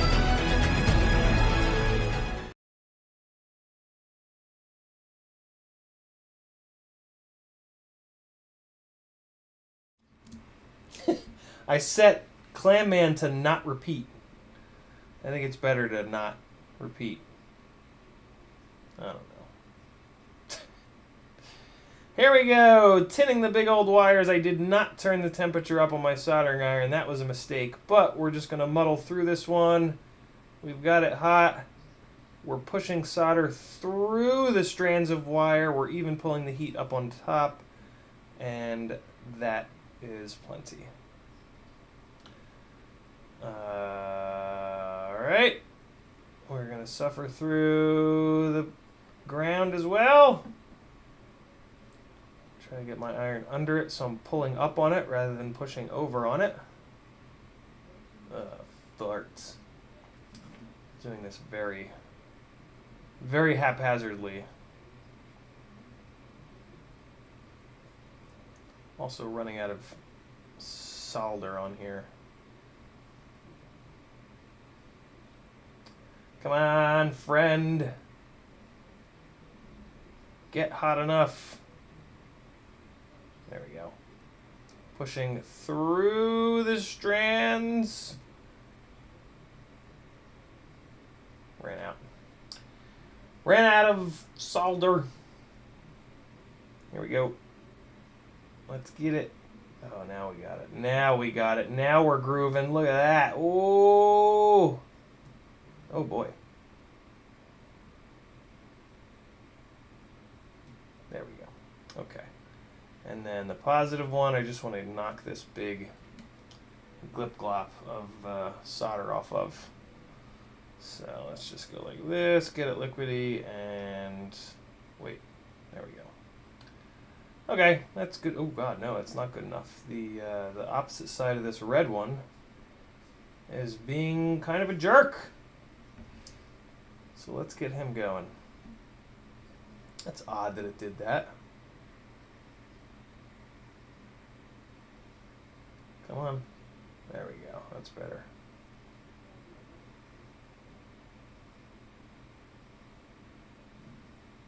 Yeah. That's the stuff. That's got enough solder on it now. Cool. Larry says, what's the preferred temp here for soldering? I use 650 Fahrenheit, which is, I don't know what that is. But I use 650 for everything so that I don't have to move the temperature up and down. When I'm not being lazy, I will move the temperature up to 700 to do the big battery wires like that. But as you just saw, it is possible to do it at 650. So yeah, 650 to 700 is usually where I hang out. It's a good kind of middle ground. It's not super hot. It's not, yeah, it's a good middle ground. So my trick for these, again, is just to get them as flat as possible. And we need to tin the tip for this because we want to get the heat transferring as quickly as possible. But the big thing here is to understand where on your rig you're going to send the battery wires. I've done this build a bunch of times, so I know exactly where I want to send the wires out. But yeah, for you, just kind of play around. The first couple times you're doing the same build, kind of play around and try sending the wires out different spots. Something odd is happening right now. What the fuck? Oh, there we go. Yeah, just try different solutions there. And eventually you'll find one that sort of like outperforms the rest. And I'm just waiting for the whole solder joint to go liquid so that I can flatten the strands of wire out ever so slightly. And it looks like that just happened, so let's come off here, and there we go. It's not bad, not the best. And now for the negative, I'm going to kind of do the same thing that I've been doing and run it over like this. But again, you just got to make sure that you get these wires sat down flat. And I'm not going to be able to do it by holding the connector like that, so we got to go for some tweezers. Alright. So I might need to, I don't need to, but it helps to sometimes to drop it on the standoffs of the frame just to kind of hold it. And you can even do it like sideways. This isn't even how I'm going to mount it, but it doesn't really matter. I'm just using the frame to hold this thing in place, right? Know what I mean? So here we go with that. Just come in here. Oops. And also make sure that your connector is in sort of a good position. Again, kind of think about what your connector is going to do. This fucking thing keeps popping up, so I'm just going to throw a nut on it real quick here. I could use the little grabby arms, but I feel like they take too much time. I don't know. I prefer doing it like this. This is how I would have to do it out in the field if I were going to do a build out in the field too, so you're kind of practicing for that, which is not a terrible thing. Alright, so let's get a little bit of solder going on here, and we can attack this.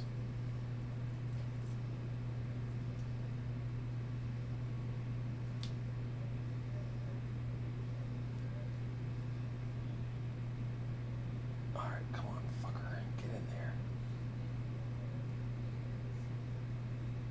Yeah, there we go. There it is. And let's give it a second or two.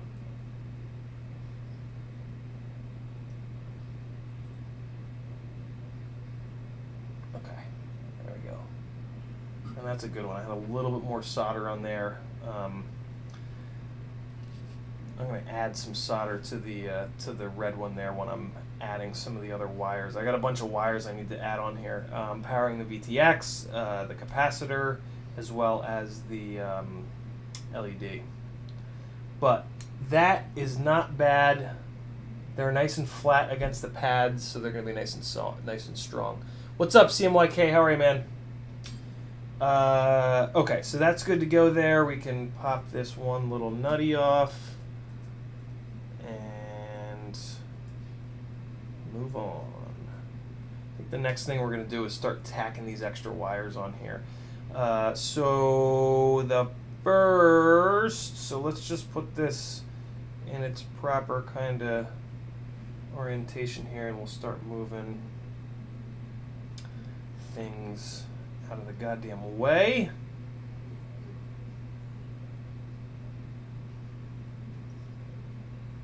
La la la la la la la la la la. Is that gonna be too low? Nah. Just low enough. I think it's a little bit too low. Do do do do do do do do. What do I have on here? Nuts. And then those little guys. Well, shit. I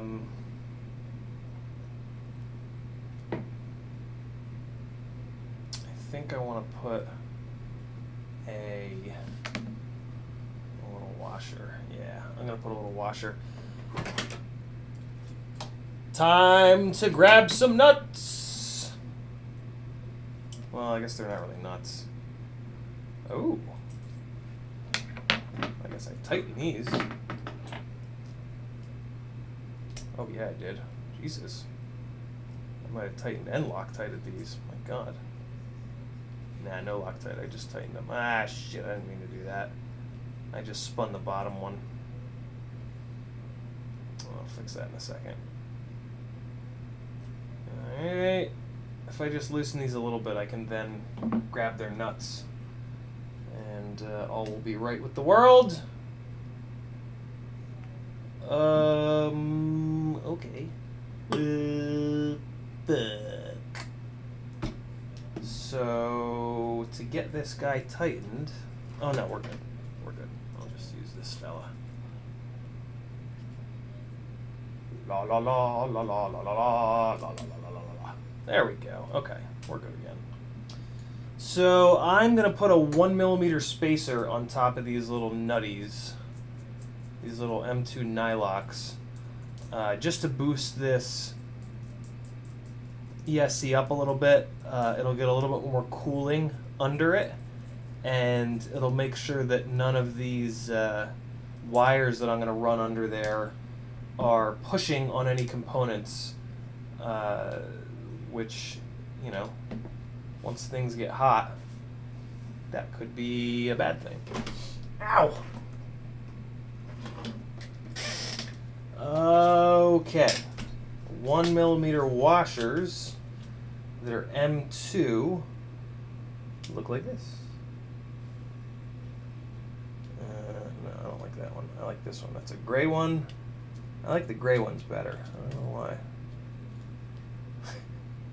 They seem like they're cleaner. The gray ones come with run cams, and then these black ones come like in a kit. Like when you buy a kit with all different M2 stuff, they give you little black ones.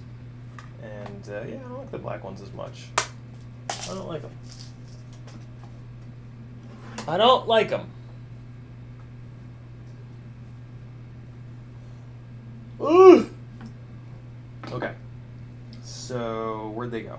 Down here. So we got washer, washer, washer, washer. Feedback on other things. Acrobrat Duo with 1804 X Nova motors. Absolutely incredible.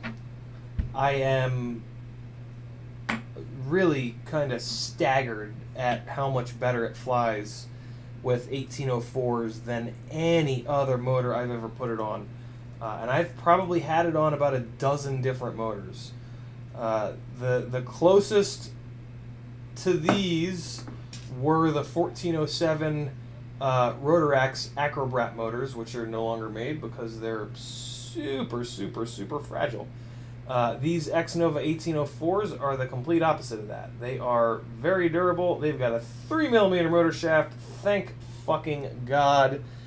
And yeah, they make a good amount of power. I have the 3900 kV ones and I'm running them on 4S. They make kind of like a perfect amount of power, shitloads of grunt. They tune very easily because they're nice and smooth. And yeah, they're just phenomenal.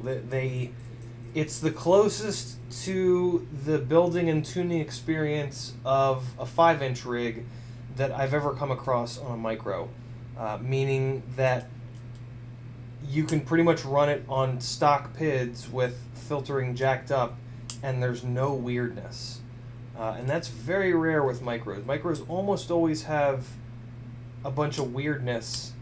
Like on throttle blips, they'll drop an arm and just all kinds of tuning problems, hot motors, and no headroom left in the PID tune and shit like that. And this is just not like that at all. This is the 5-inch tuning experience of like, if you want more P gain, put more P gain in. Drop your filtering down really low. Like that's the Acrobrat Duo is what I plugged in to show you guys the turned off gyro filters.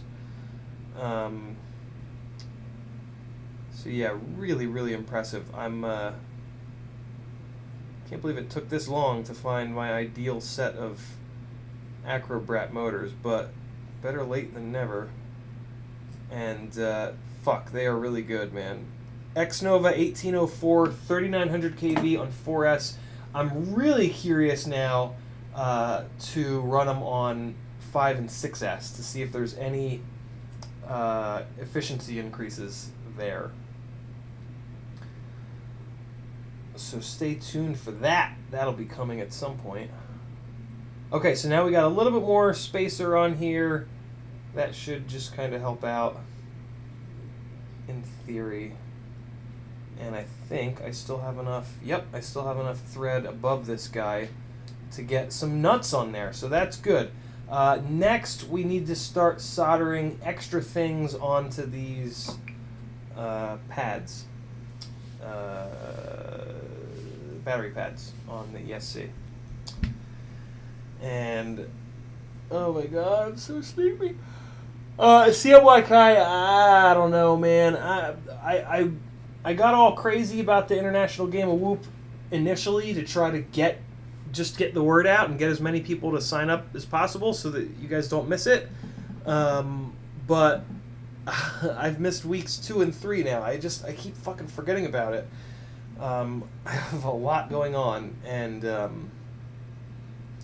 yeah, I feel like I did what I wanted to do by talking a lot about it. The contest itself is super fun, but I don't know.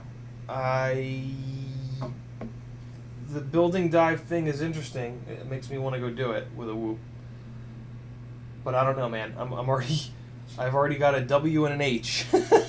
So we'll see if there are other things that are taking priority, which is fine. But I don't know what I'm doing. I don't know what I'm gonna do. So let's do the LED first, maybe, because I think that's the one that I'm gonna have the most issues with being kind of too short. Coke can is a 1000 UF capacitor. Race day quads. sells little stickers for 1,000 UF capacitors. And they're just delightful. There's my little waffle cap, and then my little leads coming off of it. Hey, thank you, Tiago. Good call. Okay, so these capacitor wires are out of the way. We've got our tiny little 30 gauge for the LED. Let's see how I can do getting that onto this semi-obscured battery pad. Put a bunch of solder on the tip of the iron. Yeah, this is kind of stretched tight, if I'm honest. So what I'm going to do is I'm going to point this downwards a little bit. I think that'll get me a little bit of extra space. Yeah, that's a lot less tight. That's going to be fine. So getting heat onto the wire, letting the solder flow. Nah, I need to come in at a different angle. I need to come in like this. You guys probably can't see shit, but I don't have enough wire to really do this in a different way than that.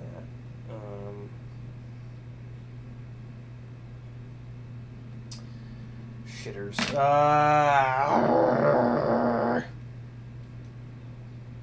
I have to add more. I just have to do this. I'm just gonna have to add more solder to this from the back side. I should have done this before I put the negative battery lead on. This was stupid.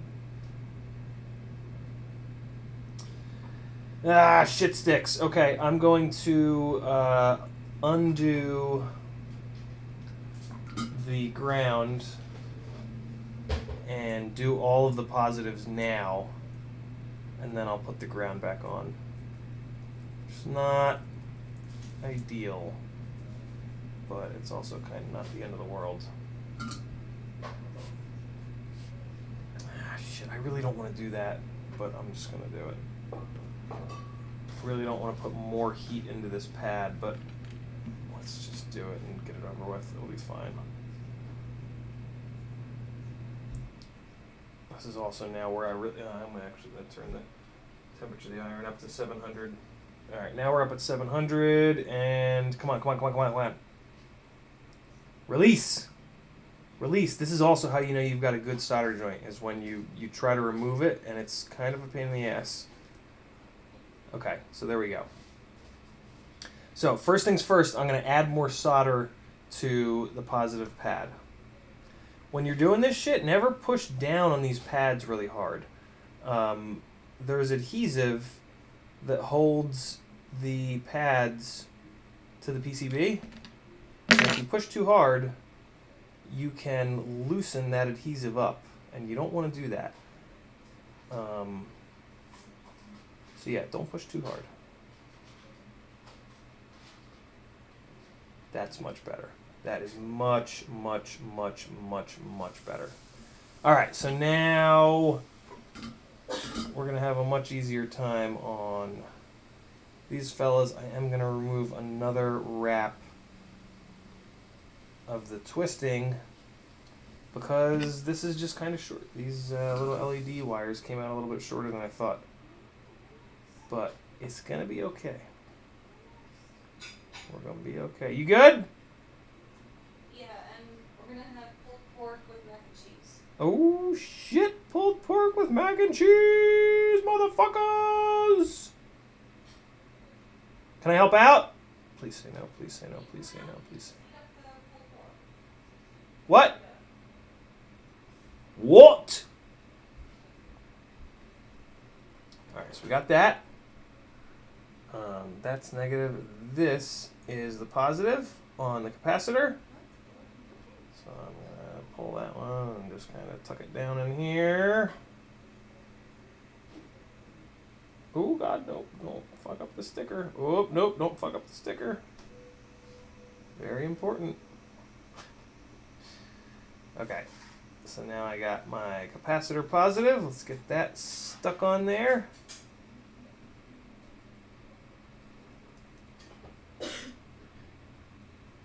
I also try to put these kind of next to each other so it's just a little bit neater. And so that there's some chance of removing them individually if you have to. Alright, so there's that. And then we've got one more from the that's going to power the VTX. And we just have to choose. Are we going to go under or over the... I'm going to go under. I'm going to go under the packet of the bundle of wires from the Crossfire. Okay, so let's lift this up here and let me just fish out the negative as well. Okay, good. And we do have plenty of cable on this, so we'll give this a nice little twisty. And good to go.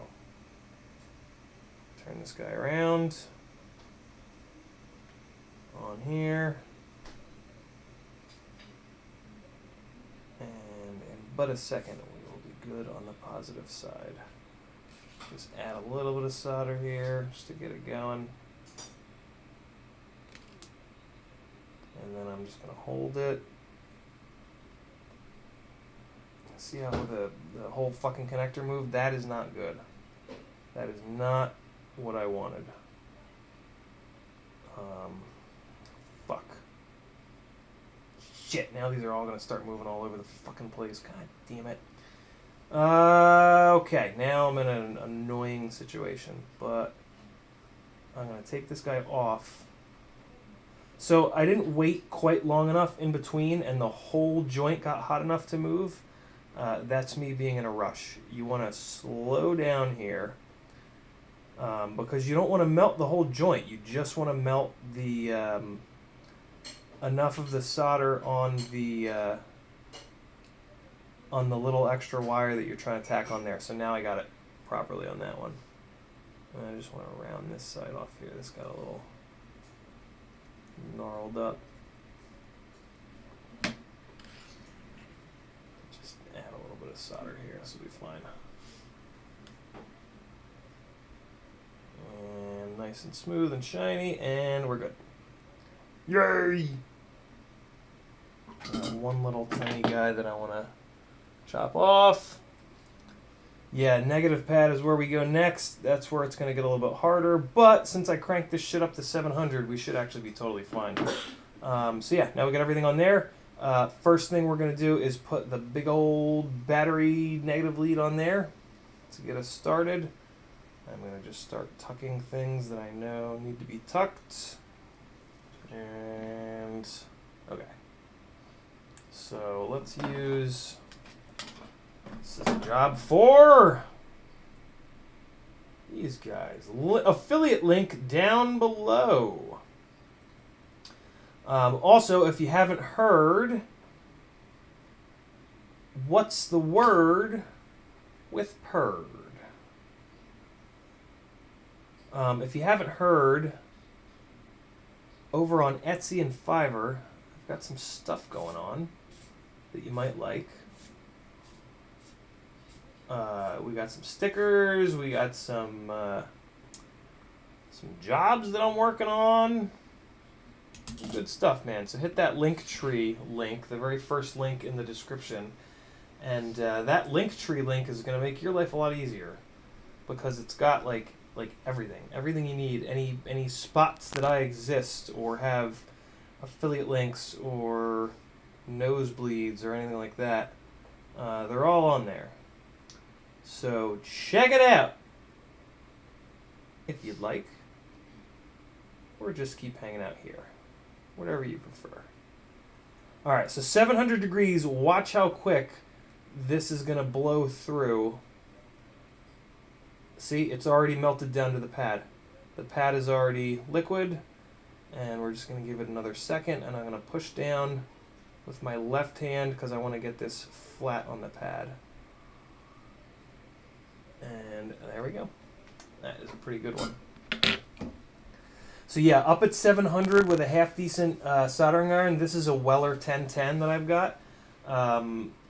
It makes short work of the negative pad. So now I'm gonna pull the LED ground wire, which I think is this one here, and I'll put that on first, just like I did on the positive side.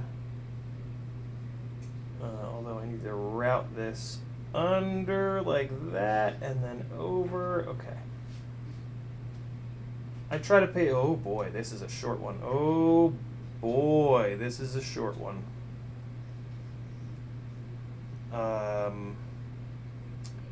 Oh, I see. It's kind of hung up a little bit. All right, so let's get this guy pulled out, and then we're just gonna run the straightest shot possible. Oh man, this is short. This is very short. Okay. I should have cut a little bit more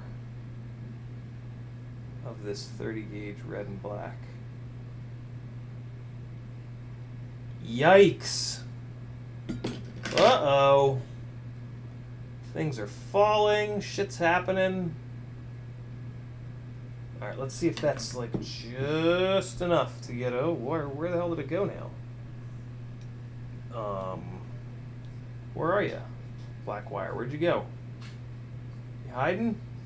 Alright, now it's right next to the red one. Ooh, there it is. Okay, so this is the ground for the LED in the butt. And it looks like I've got just enough. Look at that. Jeez, that's tight. That's not what she said. Alright, here we go. I think I got just enough. I think we gonna be alright. I'm just gonna put it all the way down like that on the corner. Get some fresh solder here. And stick it on in there.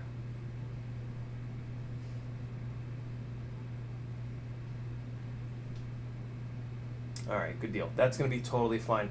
So now we've got the ground wire from the capacitor. I'm just gonna kind of route that a little bit better here. Come on, get down there. Get down in there. Fucker. There we go. I want this to go the other direction, kinda. Yeah, there we go.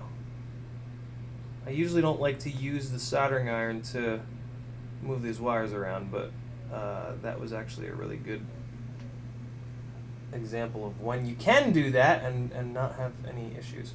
And then we've got the ground for the VTX here. I just need to pull this up and spin it around a little bit.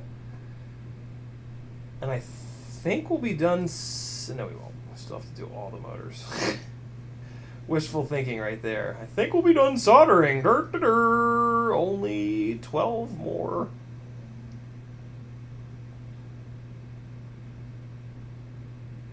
Come on, little guy. Get in there. Don't be too good for your home. Nothing good comes from that. There it is. There, we got it. And I'm actually going to put the iron across all three of these to get one big blob. But I'm going to try to remove the heat before it travels down to the pad, like what happened on the red one. And I did not do a good job of that. All three of them moved. But luckily I caught it kind of like just in time. Alright, so there we're good. There's nothing was beautiful. But, oh, fuck, you're right. Oh, it's even more than that because I need to replace the... It's actually 36. What are the... 36 more fucking solder joints. Oh my god. Well, you guys got to see most of the build. I mean, the soldering the motors on is kind of just, you know, uninteresting. You guys got to see all the interesting bits. Look at the ass of that build. So yeah, that's that. Give these a little tug. Just make sure they're not gonna like fall right the fuck off. And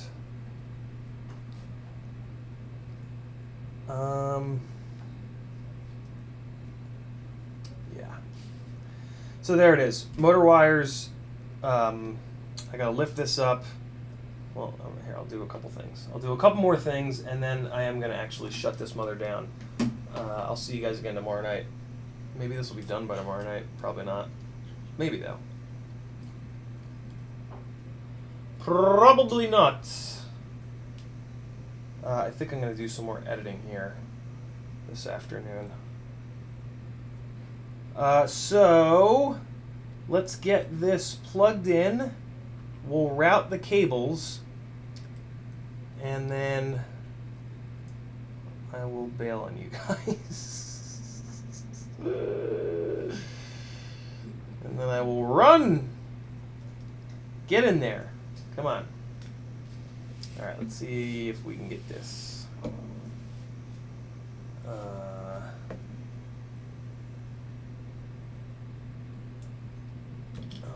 almost. Come on. Just cooperate. Just cooperate, buddy. Come on. You know you want to. You know you want to just plug in nicely. And there's the click. Thank you, Immersion RC, for putting a fucking connector on there that actually has a latch on it so that A, it clicks and you know when it's plugged in, but B, it fucking stays plugged in. Isn't that an amazing thing? It stays plugged in.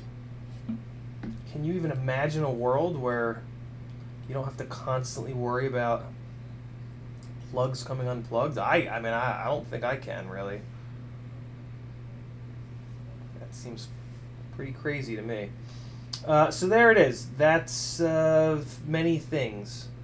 And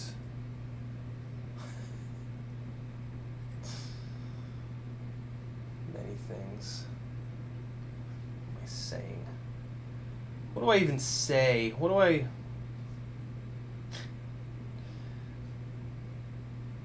Let's make that. Ooh, yeah. That's the ticket. That's the ticket. I just try to get these to not, like,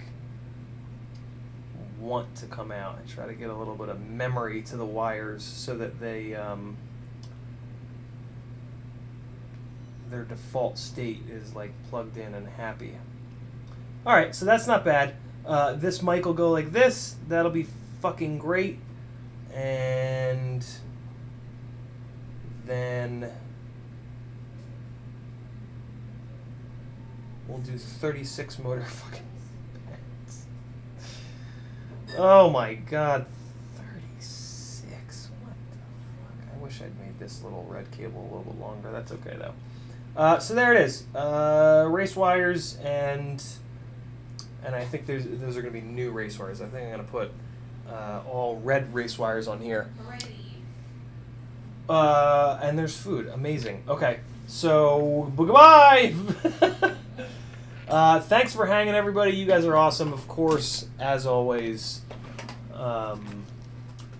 when you're in situations like these, and you know, you got to build where like it's trying to fuck you by grenading not just the ESC but the flight controller and the camera. Just remember.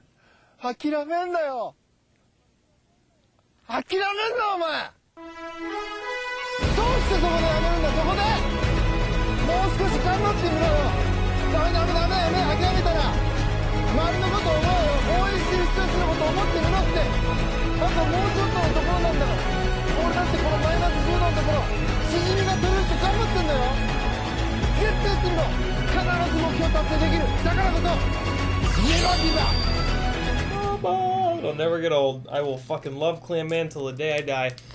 Thanks for hanging, guys. You're fucking awesome. Great questions, as always. Tomorrow night, 10 o'clock Eastern. No. I don't think Joshua's streaming tomorrow night either. So I will come on at 8 o'clock Eastern time. And we will hang out. Maybe I'll have some more editing stuff done for you. Maybe we'll look at some freestyle 4-inch footage. Maybe even on the 2004s. Maybe even some 3-inch Acrobat footage on the 1804s. And we'll do some giveaways as well. So I'll see you guys tomorrow night. Don't do anything I wouldn't do until then.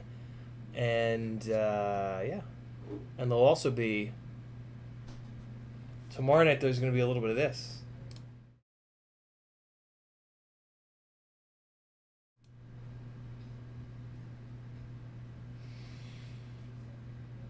Are you ready now, OBS? Are you ready now? Can I click it now, OBS? Is it gonna work? Nope. Nope. One more try. One more try.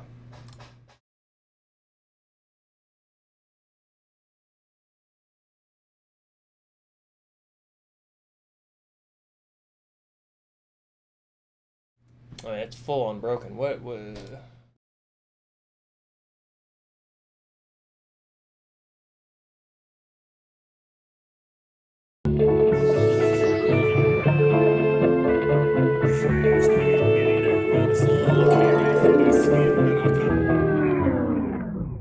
Shout out to Mighty Car Mods. I just completely stole that from them. If you don't know who Mighty Car Mods are and you like cars, you're missing out. Here on YouTube, if you search for Mighty Car Mods, you'll find arguably the best automotive YouTube channel ever. So go give those guys some love. Tiago says that I need to invite Joshua for a drift event. That is a fucking great idea. I'm going to do that right now, actually. Never give up. The collective rules. Click the Linktree link down there for lots of stuff if you want to support me. If not, die in a fire. Goodbye!